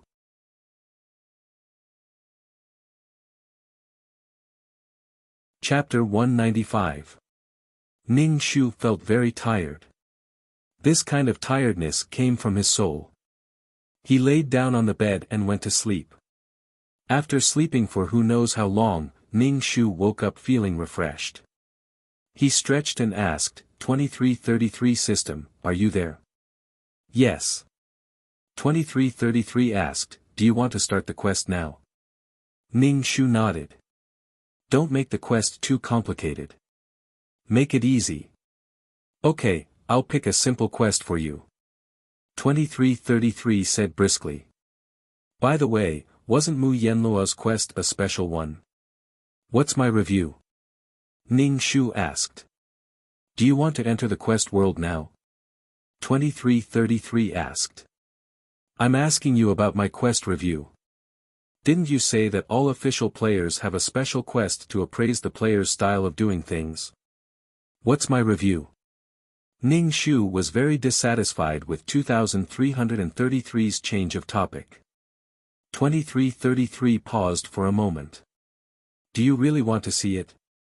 Can't I? Ning Shu asked. I can look at it, but your comments are really bad. Wah. System Lord Flo's face was full of tears. Why did I follow someone like you? There's no future for me. Ning Shu, was it really that bad? At least he completed the quest. Let me see your review. Ning Shu asked 2333. Listen up, player 2333, system 2333, special quest appraisal result, extremely wretched style, undisciplined way of doing things. That's it? Just a few words? Ning Shu asked. 2333's voice sounded like it was breaking down. I thought it would be something meticulous or something like that. Why would it be such a review? I have no future. Ning Shu, he didn't care about the style of doing things. As long as he completed the quest, it was fine. As long as it didn't go against his principles, any method was fine. Ning Shu didn't really care about the review. He asked 2333, have you picked the quest? I'll go do it. Okay, I've picked a very simple mission this time. Take a good rest, 2333 said obediently. Ning Shu grunted. Next, he felt a wave of dizziness. However, he quickly recovered. Most likely, it was due to his soul becoming stronger. Ning Shu opened his eyes. His surroundings were very dark, and there were only 2 lit candles. Ning Shu saw a girl sitting opposite him, and 2 other girls were sitting beside her, forming a square. The 3 girls' faces were dark under the dim candlelight, and their faces were filled with nervousness and fear. This terrifying atmosphere made Ning Shu have a bad feeling. The window was opened, and the curtains were fluttering in the wind. Ning Shu felt that he was holding something like a pen in his hand, and his hand was being pulled by an external force to draw circles. Ning Shu looked down and saw a piece of white paper on the table. There were 2 simple words written on the white paper, yes and no. The tip of the pencil was drawing circles on the white paper. Fuck, these naughty kids are playing this kind of game. Ning Shu wanted to pull his hand back, but his hand didn't seem to listen to him. It was drawing circles faster and faster. The girl sitting opposite Ning Shu said in a trembling voice, the pen spirit is here. There really is a pen spirit. Ning Shu. The window was fluttering back and forth in the wind, making a loud noise. Ning Shu felt a cold aura approaching. Ning Shu's hair stood on end, and even his breathing became difficult. It was as if someone had pushed him into water. The sticky and wet feeling made Ning Shu very uncomfortable. Ning Shu didn't even dare to look around, afraid that he would see something that would scare him to death. Ning Shu could feel that something else had appeared in the room. He wasn't sure if it was the pen spirit. Ning Shu swallowed a mouthful of saliva, and the blood in his body seemed to have frozen. This was the easy mission 2333 mentioned. He even told her to rest. Fuck, such an exciting and adrenaline-pumping activity was called an easy mission. Ning Shu felt that this thing was standing right next to him. He could even feel something dripping on his body. Ning Shu was so scared that his eyes almost rolled back in his head. Then, the feeling subsided a little, and he guessed that this thing had temporarily left his side. Ning Shu wanted to cry. The girl sitting opposite Ning Shu asked first, Pen Spirit, please tell me, will Qin Yuan and I have a future? Will we be together in the future? The pen paused for a moment, and finally stopped on the yes option. The girl who asked the question immediately smiled. Her face was blushing, and under the dim candlelight, it looked very strange. With the previous person's demonstration, the girl sitting on Ning Shu's left immediately asked, Pen Spirit, please tell me, will I become a superstar in the future? The pen spun and finally stopped on the yes option, and the girl's face lit up. After the two girls asked their questions, Ning Shu felt the chill in the room increase, and goosebumps appeared all over his body. However, when he saw that the other girls didn't feel anything, Ning Shu suspected that his soul power had increased and his senses had become sharper. At this moment, Ning Shu wished that he didn't have such sharp senses. Pen Spirit, please tell me, will the person I like also like me? The girl on the right asked, looking at the pen expectantly. The pen spun and finally stopped on the no option. The girl's face suddenly became dispirited, and she looked at the girl who asked the first question with an undetectable jealousy. After the three girls finished asking their questions, only Ning Shu didn't ask. The three girls looked at Ning Shu, and Ning Shu felt a cold aura close to him. It was as if someone was standing next to him, looking at him. The wet and sticky feeling came again. Ning Shu didn't know what to ask. He didn't know anything right now, and there was no plot in his mind. Ning Shu also knew that he had to ask, or this pen spirit wouldn't leave. Ning Shu cleared his throat and said, Pen Spirit, please tell me, will I earn a lot of money in the future? Ning Shu was just asking casually. The pen finally stopped on the yes option. Ning Shu didn't feel happy at all. Pen Spirit, that's all for today. Please take care, the girl opposite Ning Shu said solemnly. The spinning pen suddenly stopped. Ning Shu moved his hand, wanting to move the pen, but the pen seemed to be fixed by something. It couldn't move no matter how hard he tried. Seeing this, the other three girls panicked. The girl opposite Ning Shu had cold sweat dripping down her forehead. She hurriedly said, Pen Spirit, please take care, however, the pen still didn't move. The wind grew stronger, and the windows flapped loudly. The candles were blown out, and the room was pitch black, as if it was covered in thick black ink.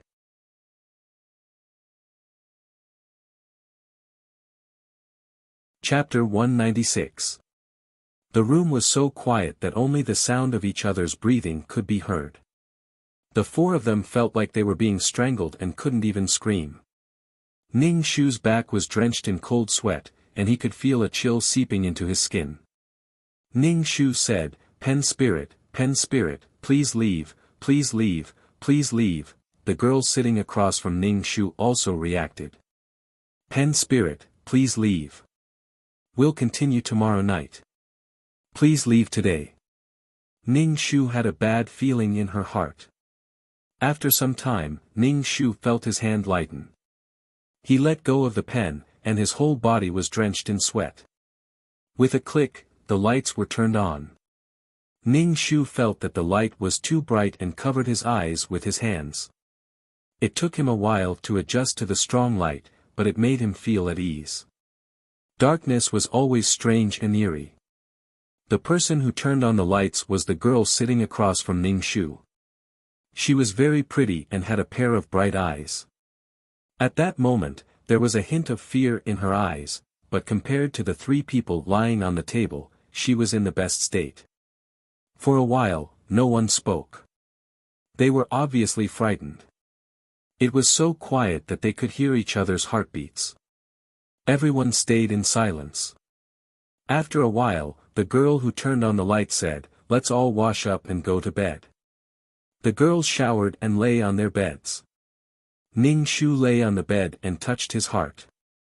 Damn it, he was so scared that he had a heart attack.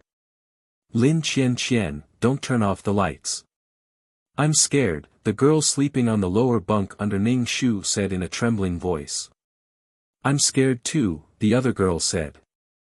The girl named Lin Qian comforted them, "It's okay.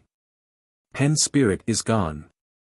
Ning Shu curled up under the blankets. He felt very cold, as if his organs had been invaded by cold air. Why did they have to court death? After a while, Ning Shu felt his body warm up a little and began to accept the plot. The original owner's name was Zhuang Yutong. She was a new student in university this year. She was a girl from the countryside. She got into Z University with her excellent grades. Her tuition was half free. However, Zhuang Yutong's three roommates were all kids from the city. Every day, they would talk about cosmetics and boys. They would talk about how much a piece of branded clothing cost and how much a limited edition bag cost. Zhuang Yutong couldn't get a word in. Moreover, the other three subconsciously rejected the rustic Zhuang Yutong. Zhuang Yutong didn't have any friends when she came to Z University. She was alone, but she didn't have a choice. One day, Lin Qian, who liked all sorts of weird things in the dormitory and had joined the paranormal club, suggested playing pen spirit and asking it questions. She invited Zhuang Yutong to the activity. Zhuang Yutong came from the countryside and was very respectful of ghosts. Not only were the villagers superstitious, but there were also more ghosts in the countryside than in the city. Zhuang Yutong advised the other three not to play, as it was easy to get into trouble.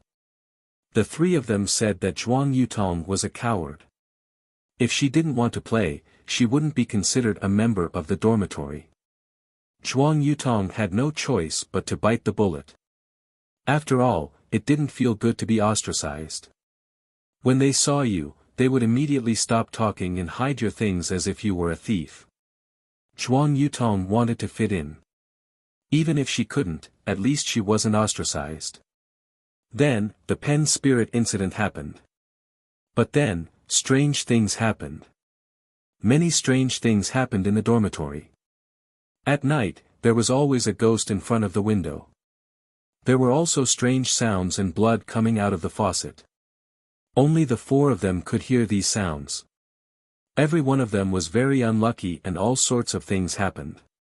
Until one day, Zhang Yuyan, who wanted to be a superstar, jumped out of the dormitory window. This completely ignited the fear in the dormitory. Another girl, Su Manyu, blamed Lin Qian. She said that Zhang Yue's death was because she played with the pen spirit and attracted a malicious spirit. After this happened, Lin Qian was under a lot of pressure. She complained to her boyfriend, Ji Qingyuan. Ji Qingyuan's family was rich. When he heard what happened to his girlfriend, he told Lin Qian that he should find a Taoist priest to catch the ghost. Before the Taoist priest could find her, Su Manyu got into trouble. She was hit by a flower pot that fell from the sky. She lay unconscious in the hospital and didn't wake up. The original owner, Zhuang Yutong, was very scared.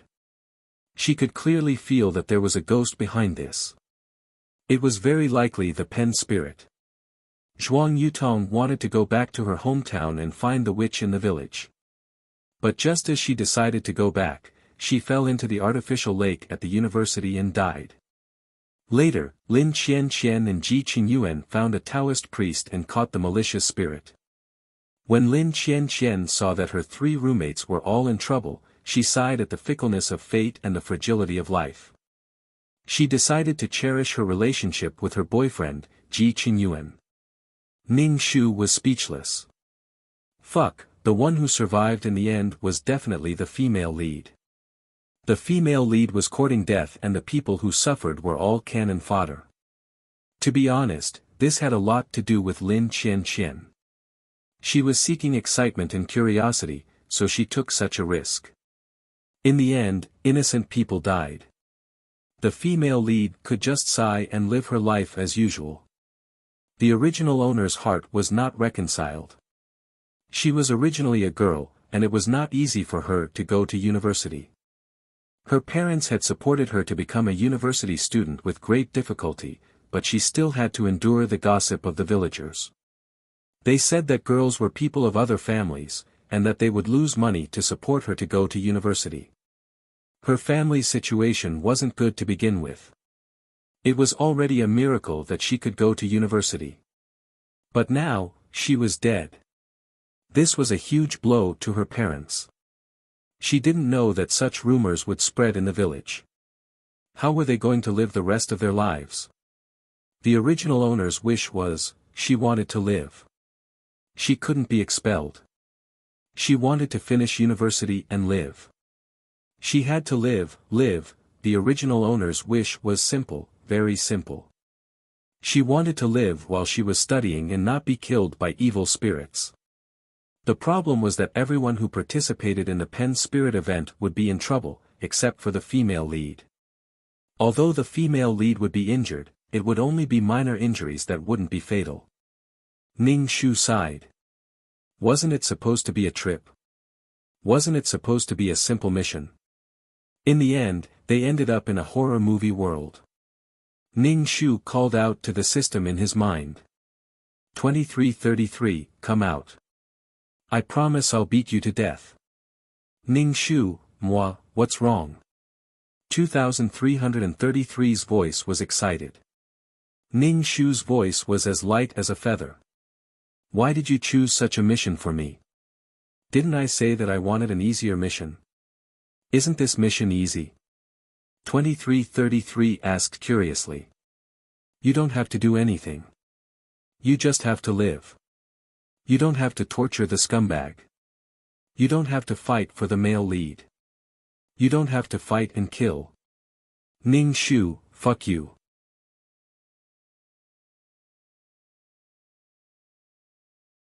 Chapter 197. Ning Shu listened as 2333 spoke without panting. He made it sound so easy, as if it was really an easy task. What kind of broken system was this? Ning Shu said, I'm scared. What are you scared of? 2333 sounded surprised. Ning Shu took a deep breath, I'm scared of ghosts. Why would you be scared? You're just a spirit. You just happen to gain some power. Besides, aren't you a spirit yourself? 2333 sounded very calm. Ning Shu, fuck, I don't know what to say. A human can scare a human to death, let alone a ghost. Fuck, it's a ghost. Ning Shu roared in his heart, you don't understand how humans are scared of ghosts. 2333 was silent for a moment and said, I really don't understand. Ning Shu, don't worry, it's okay. Ning Shu, paralysis may be around you, but you can't see it, and danger may kill you at any time. This kind of feeling is indescribable. 2333 system, you're actually a defective product. Ning Shu said calmly, how can you be a mainframe like this? You must be a pig. Nonsense, I was designed by the master himself. How can I be a defective product? I'm the most advanced. Wait, what did I just say? 2333 immediately shut up. Ning Shu caught the 3 words master. What master? Ning Shu asked, what's a master? You heard wrong, I didn't say anything. 2333 quickly said. Ning Shu immediately refuted, I heard you say that you were designed by the Master 2333, I didn't. Ning Shu, you did. Ning Shu and 2333 argued for a while, but 2333 refused to give up. Ning Shu looked at 2333 and gave up. After a while, Ning Shu forgot what he was talking about with 2333. He couldn't remember. She remembered that she was talking with 2333, but now that memory was gone. Who erased her memory?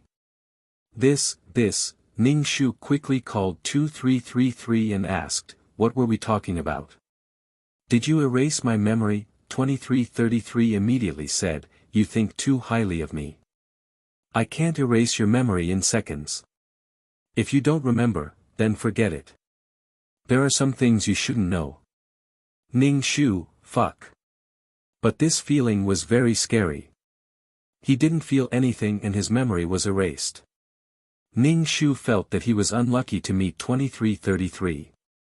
It was the most unbearable pain in his life. She tossed and turned in bed, unable to fall asleep. When she woke up the next morning, Ning Shu was listless and had bruises under her eyes. The other 3 people in the dormitory also woke up. They didn't look good and were also in low spirits. Ning Shu looked at the 3 people. Zhang Yuyan was a tall girl with a perfect body. She had a proud expression and a beautiful face. She was sexy like a rose with thorns. Zhang Yuyan's biggest dream was to become a superstar. She was also the first person to die in the story. After her was Su Manyu. Su Manyu was an elegant girl. She had the pride and arrogance of a rich family's daughter. However, when she looked at others, her eyes were filled with disdain. Su Manyu despised Zhuang Yutong the most. She was also the one with the best family background in the dormitory. The female lead, Lin Qian, was a petite girl. She was very beautiful. Her petite body was full of vitality and youth. Lin Qian was lively and kind to everyone. She was the only one in the dormitory who didn't dislike Zhuang Yutong. They would occasionally talk, but they didn't have a deep friendship. The clothes of the original owner were very simple, even old-fashioned. Ning Shu didn't care. He put on his clothes and walked down the stairs. When he was about to put on his shoes, he heard a high-pitched scream from the bathroom. Ning Shu didn't even put on her shoes. She opened the bathroom door and saw Zhang Yuyan sitting on the toilet bowl. Her face was filled with fear and her beautiful face was distorted. She looked at the mirror on the wall and saw that it was covered in blood. There were messy handprints on the mirror. The bloodstains slowly gathered together and formed a woman's face. The bloodstains seemed to be sweeping across everyone. They were filled with endless coldness and resentment, which made people's hair stand on end. Ning Shu's back was covered in cold sweat. Ah! Zhang Yuyan, who was sitting on the toilet, screamed. She didn't even put on her pants. She jumped up from the toilet. Her scream shocked everyone. Their hearts spasmed in an instant. Zhang Yuyan's face was pale. She was terrified. She pointed at the toilet and said, something grabbed my butt. Ning Shu was speechless. Who would be so immoral? Crawling into the sewer toilet to grab someone's butt? The bathroom was very quiet. Only the sound of people chattering could be heard. Ning Shu took a breath and moved over. He carefully looked into the toilet. It was very clean. There was nothing. Ning Shu turned around and shook his head at Zhang Yuyan. Zhang Yuyan's face was very pale. She looked like a rose that had been ravaged by a storm. She was listless. Her usually sharp eyes were dim. I felt it. Zhang Yuyan held up her pants. Her body was trembling. I felt it. It was very painful. Ning Shu thought for a moment. He walked over and pulled up Zhang Yuyan's pants. There was nothing on her white and tender butt. The wall. The blood on the wall is gone too. Lin Chanshan pointed at the mirror. The mirror was as clean as before.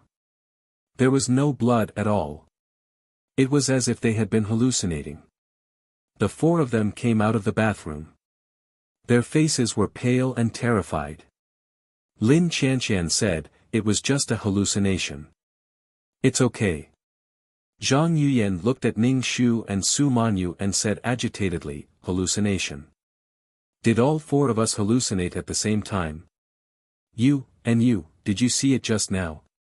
Zhang Yuyan pointed at Ning Shu and Su Manyu and asked sternly. Su Manyu and Ning Shu both nodded. The atmosphere in the room was dead silent. Ning Shu coughed to break the silence. "I think we need to take some precautions. Whether it's a hallucination or reality, we need to be prepared." The three of them didn't say anything when they heard Ning Shu's words.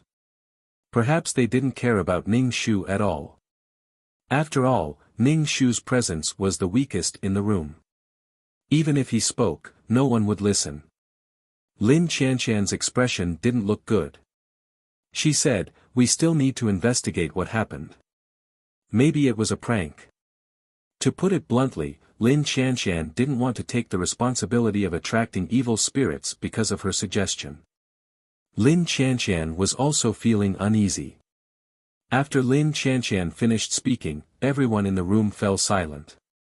Finally, Su Manyu said, "Maybe it's because of what happened last night. We're too nervous."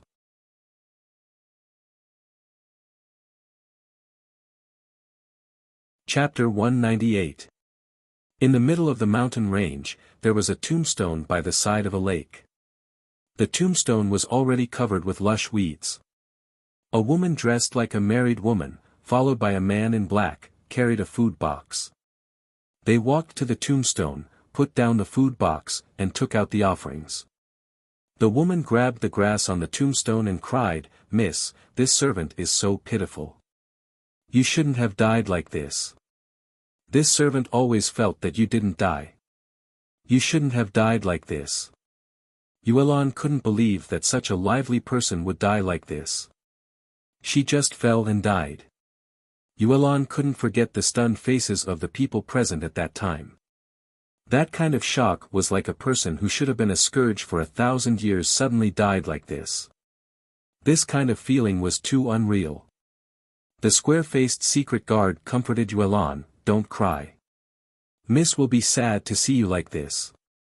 Yuelan wiped her tears and said to the secret guard indignantly, "So what if I'm crying? So what if I'm crying for my miss? Don't tell me you won't allow me to cry for my miss. I know you were ordered by the master to protect miss and don't have deep feelings for her. But I grew up with Mississippi. Can't I cry?" The secret guard's face became even more square. He silently took 2 steps back and looked at Yuelan wailing. Finally, he couldn't help but say, "Don't cry. You're pregnant now." Yuelan cried until she hiccuped. She wiped her snot and said to the tombstone, "Miss, as you wish, this servant actually got together with the secret guard. His face is so square. What if the child is born with a square face? It's fine if it's a boy. But if it's a girl, what should this servant do? Miss, this servant is so pitiful. Secret guard, someone is coming. Don't cry." The secret guard said to Yuelan. He stood in front of Yuelan and pulled out his sword, looking at the incoming person vigilantly. The person who came was little radish-head Su Yu. She held the offerings in her hand and behind her was a white-clothed genius doctor. "Sister Yuelan." Little radish-head Su Yu shouted at Yuelan. Yuelan smiled at Su Yu, "Thank you for remembering Miss' death anniversary. She's my senior sister, my dearest person. I will naturally remember." Su Yu took out the offerings. Yuelan glanced at the godly doctor. His face was cold and his entire body was emitting a cold aura, making it hard for people to get close to him. Yuelan originally wanted to exchange a few pleasantries, but in the end, she gave up talking to him. The godly doctor bent over and placed 2 incense sticks in the ground. He squinted his eyes and looked at the tombstone. There are still people thinking about this woman even after she's dead. Gong Wumei stood on the treetop and looked over. His eyes were fixed on the godly doctor. Your disciple caused me to be in this state. You have to cure me. Bah, what did my young miss do to you? You're a man, and you're saying that you were harmed by my young Mississippi. My young miss has a delicate body, how could she harm you? Can you have some shame? Yulan spat at Gong Wumei. Gong Wumei's peach blossom eyes swept over Yulan, causing the secret guard's nerves to tense up. He protected Yulan behind him and said to Yulan, others have angered him. Do you really want to compensate your family's young miss? Gong Wumei looked at the godly doctor. If you're not willing to cure me, I'll dig up this woman's grave and whip her corpse. Hearing this, the godly doctor's face was indifferent. He nodded his head and said, then cure her. The godly doctor turned and left. Gong Wumei sneered and followed the godly doctor. Suyu took out some pills and gave them to Yulan. Sister Yulan, these are to protect the baby and nourish your body.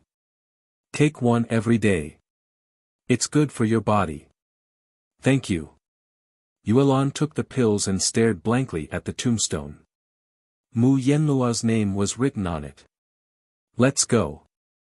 Yulan said indifferently and turned to leave. The secret guard followed beside Yulan. The light breeze blew their voices far away. I won't think of taking revenge for young Mississippi. I just want to live a peaceful life according to young Miss's wishes. Yulan, don't worry. I will protect you and the child well. Why is your face so square?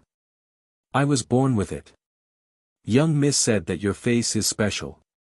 The world was in chaos. Gong Wumei and Yan Nanzhu were fighting each other. Gong Wumei re-established the demon sect and Yan Nanzhu made it her life's mission to destroy the demon sect. Killing could be seen everywhere. The battle between good and evil was intense. When Ruhua's team grew stronger and stronger. Everywhere they went, there would be bloodshed. They killed many of the corrupt officials, tyrants, and greedy businessmen that Wen Ruhua mentioned. It caused serious chaos and even affected the stability of the country. The imperial court sent Situ Qingyu to suppress the bandits. Situ Qingyu and Wen Ruhua took the responsibility. The war affected many places. Some places even took the opportunity to revolt. The mobs rushed into the government offices and broke into the houses of the rich. Qi Xing died in the hands of the mobs. He was the only one who didn't have the ability to fight and was the first to die. When Qi Xing died, the world seemed to dim. The regent, Luo Junyan, took advantage of the chaos in the country and rebelled. However, he failed. The emperor killed Luo Junyan. The emperor had been wary of the regent for a long time. Now that he had walked into the trap, it was just right. When Situ Qingyu, who was still fighting, heard the news, he spat out a mouthful of blood. He was stabbed to death by Wen Ruhua in a daze. Wen Ruhua's team grew stronger and could even fight against the imperial court's army. However, Wen Ruhua was killed by her own subordinates. Just like how he killed the bandit leader, Wen Ruhua was killed by her ambitious subordinates. It was as if the entire world had been reshuffled, wiping out those who had great luck. The entire world was in a state of chaos and chaos. People were restless. The godly doctor stood in front of the bamboo house. Suyu said to him, Master, I want to go out and practice medicine. Go. The godly doctor said indifferently. He looked up at the gray sky and said, Be careful. The people outside are not what they used to be. A child like you should be careful. Master, are you really going to let me go alone? I'm still a child. I want you to go with me so I can take care of you, Suyu said. The godly doctor said coldly, There's no need. It's not suitable for me to go out now. Doctors don't treat themselves. My body can't hold on for much longer. Master. Suyu looked at the godly doctor. I'm not going out. I want to stay and accompany you. The godly doctor looked at Su Yu indifferently. His face was frighteningly pale, without a trace of blood. It was as if he was transparent. One could even see the blood flowing slowly in the veins at his temples. Master! Su Yu cried out. Master, you'll be fine. Life and death are predestined. Heaven's will is unpredictable, the godly doctor said indifferently. He turned and walked into the house. From the corner of his eye, he saw a woman watering the herbs. She called out to him, Master.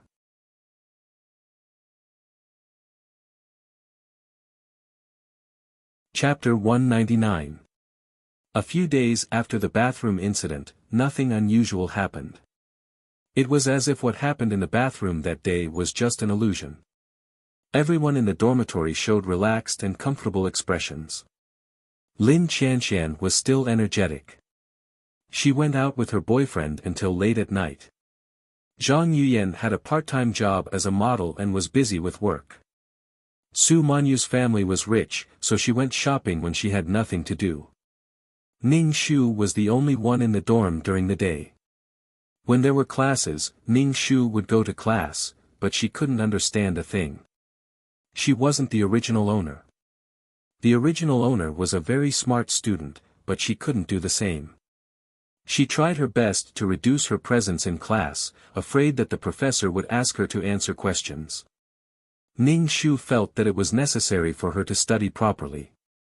In the past, when she stayed in the hospital, she did not study. When her life was threatened by the disease, her survival was challenged. Naturally, she put everything aside and only thought about surviving. Ning Shu found that the original owner was really poor. There was no money in her meal card, and she didn't have any money on her. Ning Shu had no idea how the original owner survived. There were also some pickles in the box. Ning Shu didn't mean to mock her. Life was hard, but she still tried to live. The original owner could have graduated from university and had a good future. She could have made her parents proud, but because of a joke, her life ended. Every ghost story was caused by people looking for death. Ning Shu called 2333 in her heart and asked, System, do you have any learning pills that can save me the trouble of studying high school and university? She was here for a mission, but if she kept asking questions, she would be exposed. Yes, you need points to exchange, 2333 said cheerfully. Exchange. Okay, 5,000 points for a high school pill, 10,000 points for a university pill. Do you want to exchange? 2333 asked. Why is it so expensive? Ning Shu's heart bled. It's daylight robbery. It's abnormal if it's not expensive. Everyone else is studying seriously and honestly. You only need to take 2 pills and save so much time. You call it expensive? Why don't you go to heaven? Ning Shu gritted his teeth and said, I'll do it. As soon as Ning Shu's voice fell, 2 white pills appeared in his hand. They were exactly the same as pills. He placed them at the tip of his nose and sniffed. There was no smell.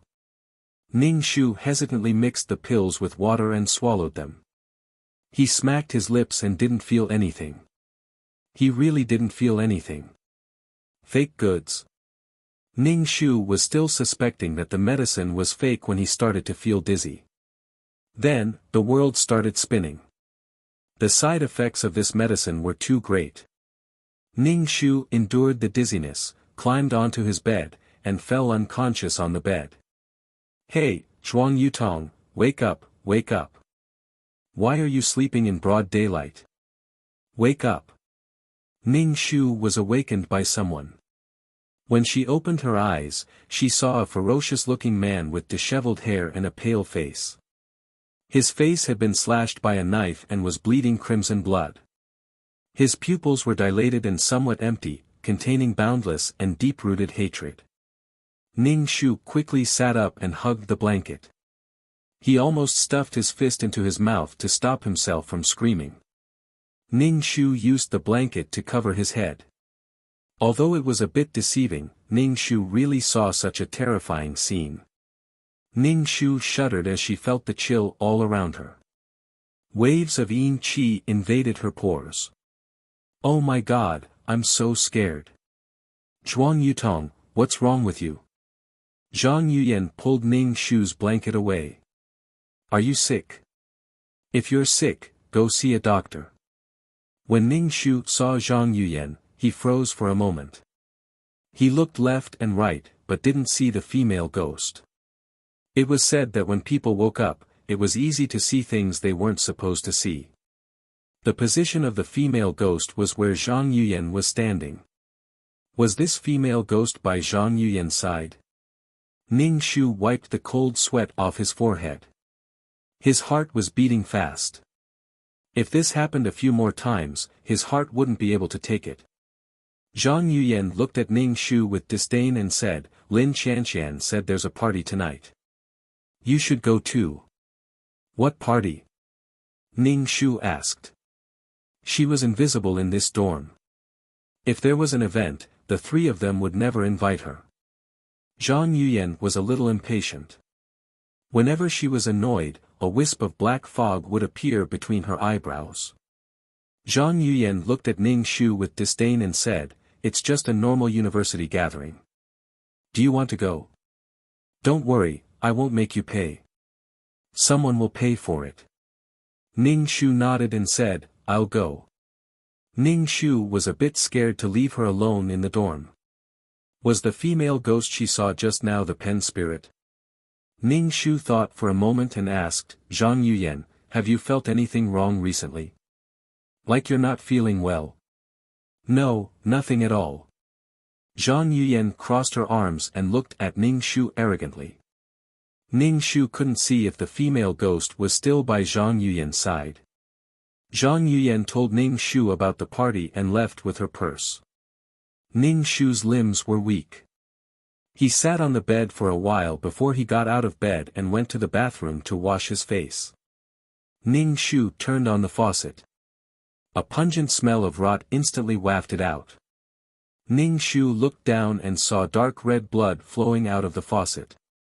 The smell was disgusting. Ning Shu threw the faucet out. The blood splashed on the wall, making the smell even worse. Ning Shu's scalp was going to explode. Out of the corner of his eye, he saw a woman slowly appear in the mirror. It was the same as what Ning Shu had seen before. Ning Shu immediately looked around. There was no one in the bathroom, but the female ghost in the mirror was still there. The knife marks on her face were slowly rotting until her face was unrecognizable. She opened her mouth and roared. She seemed to rush out of the mirror and jump at Ning Shu. Ning Shu used his hand to block and turned to run. Suddenly, he felt an extremely cold presence invade his body. It was so cold that his body was numb.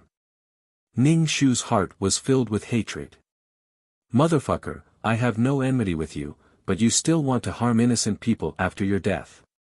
You deserve to be beaten up by the Taoist priest.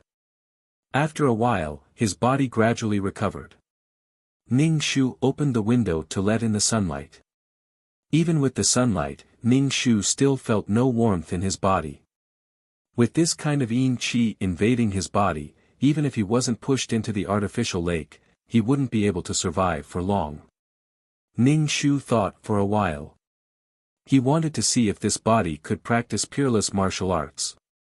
If he could cultivate qi jin, it could also heal the body that was invaded by yin qi. To Ning Shu's surprise, although this body's aptitude wasn't very good, it was not as good as Mu Yenluo's in the previous world.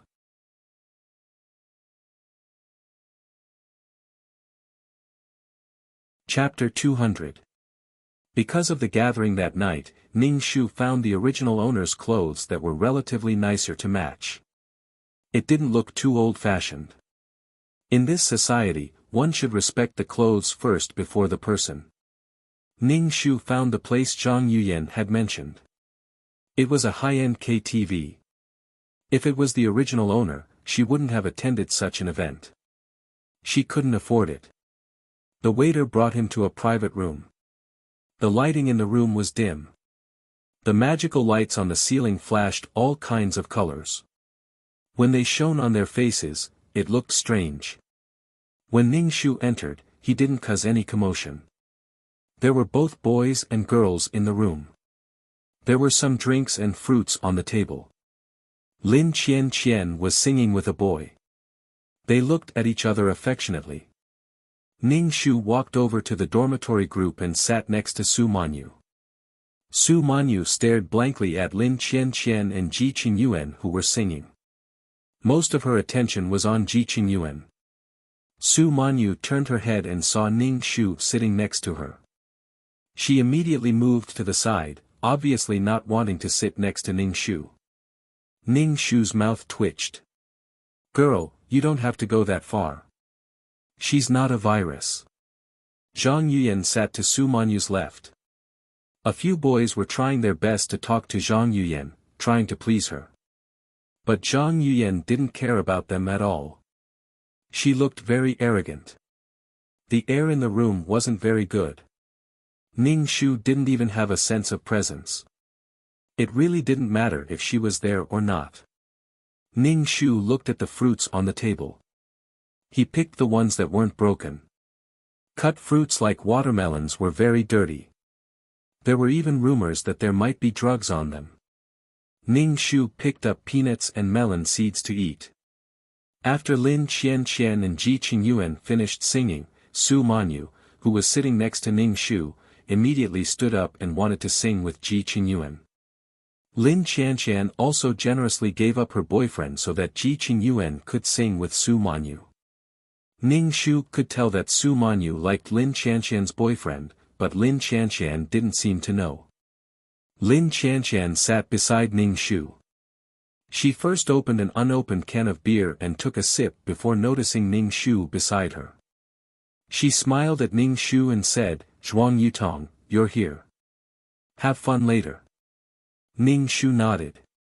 Although Lin Qian was talking to Ning Shu, her eyes were fixed on Ji Qingyuan and Su Manyu.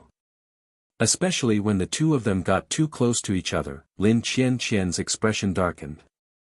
After Ji Qingyuan and Suman finished singing, Lin Qian immediately went over and grabbed Ji Qingyuan's arm. She pulled Ji Qingyuan over and sat him down. She then placed the beer next to Ji Qingyuan's mouth and said, "Have some. You've been singing for so long." Su Manyu gripped the microphone tightly. She stood there alone, watching the intimate scene between Lin Qian and Ji Qingyuan. Ning Shu stood to the side and watched. What a scene of jealousy. Ning Shu looked at them and felt very worried. She didn't know what was hiding in the dark and wanted to capture everyone in the dormitory in one fell swoop. These people were still here thinking about these romantic things. Ning Shu didn't know how to deal with spirits. Perhaps the system store had something that could deal with evil spirits, but she didn't have the right to access it yet. So she still had to rely on herself. Ning Shu wasn't interested in this activity at all. If it weren't for the fact that he was alone in the dormitory and had to face the pen spirit alone, Ning Shu would never have come. Ning Shu was deep in thought when he felt a pair of hands touching his thigh. Ning Shu turned his head and saw a guy pretending to be serious. He didn't even look at Ning Shu, but one of his hands was touching Ning Shu's thigh.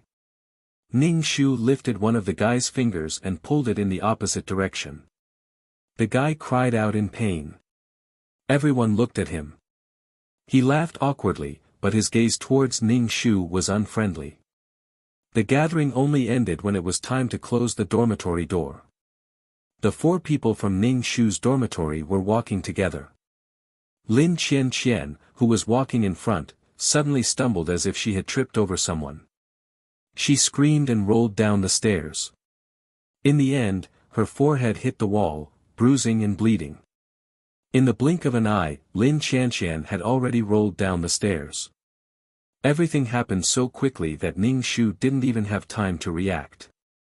Su Manyu and Zhang Yuyan were also confused. Ji Qingyuan, who was walking in front and talking to someone, ran back. He anxiously asked Lin Qian, how are you? My head hurts. My legs hurt. Lin Qianshan wanted to move her legs, but the pain made her tear up. Su Manyu, why did you push me? Lin Qianshan asked Su Manyu as she endured the pain. Su Manyu was confused. She then said firmly, I didn't push you. You rolled down the stairs yourself. Ji Qingyuan glared fiercely at Su Manyu. His handsome face was cold. Did you push Qian Qian? I didn't. I really didn't. Faced with Ji Qingyuan's questioning, Su Manyu felt wronged. I didn't push her. Why would I push her? I didn't do anything. Ji Qingyuan frowned and picked up Lin Qianshan. Blood flowed down Lin Qianshan's face. I clearly felt you push me from behind. You pushed me down. Lin Qianshan endured the pain. I really felt someone push me from behind. Manyu, why did you push me? Lin Qianshan seemed determined to get to the bottom of this. She didn't even care about the wound on her forehead. Su Manyu said in annoyance, I said I didn't do anything. Am I the kind of person who doesn't dare to admit what I did? If I really pushed you, then I'll die a horrible death. Did you see me do anything? Su Manyu, Ning Shu, and Zhang Yuyan asked. Zhang Yuyan shook her head and said, everything happened too quickly. I only saw Lin Qianshan roll down the stairs. Ning Shu also shook her head. She felt like this thing was standing right next to them. Maybe it was next to her, or maybe it was next to Su Manyu, or maybe it was next to Zhang Yuyan. They couldn't see her. Maybe she was smiling viciously. Ning Shu believed that Su Manyu didn't do anything. He also believed that Lin Qianshan wasn't lying. He just didn't expect that Lin Qianshan would be the first to get into trouble. Let's go to the hospital first. Ning Shu interrupted. Ji Qingyuan carried Lin Qianshan out of the KTV. As he left, he glanced at Su Manyu's face and said coldly, I'll get to the bottom of this. Su Manyu's face instantly turned ugly. Her eyes turned red. She was so angry that she turned around and left. Obviously, she wasn't going back to the dormitory. Zhang Yuyan glanced at Ning Shu. She brushed her thick wavy hair and said to Ning Shu, since they're not going back to the dormitory, I'm not going back either. Zhang Yuyan left after saying that. Ning Shu thought, fuck you. After all this time, she still had to stay in the dormitory alone tonight. You're tuning in to the Han Li's Wuxia Adventures YouTube channel. We're so grateful for your support, and don't forget to subscribe to join us on this incredible journey through captivating stories. Your generosity through donations truly makes a world of difference, as it's the primary source of revenue that allows me to expand and enhance this channel for you. Thank you from the bottom of my heart for being a part of this adventure.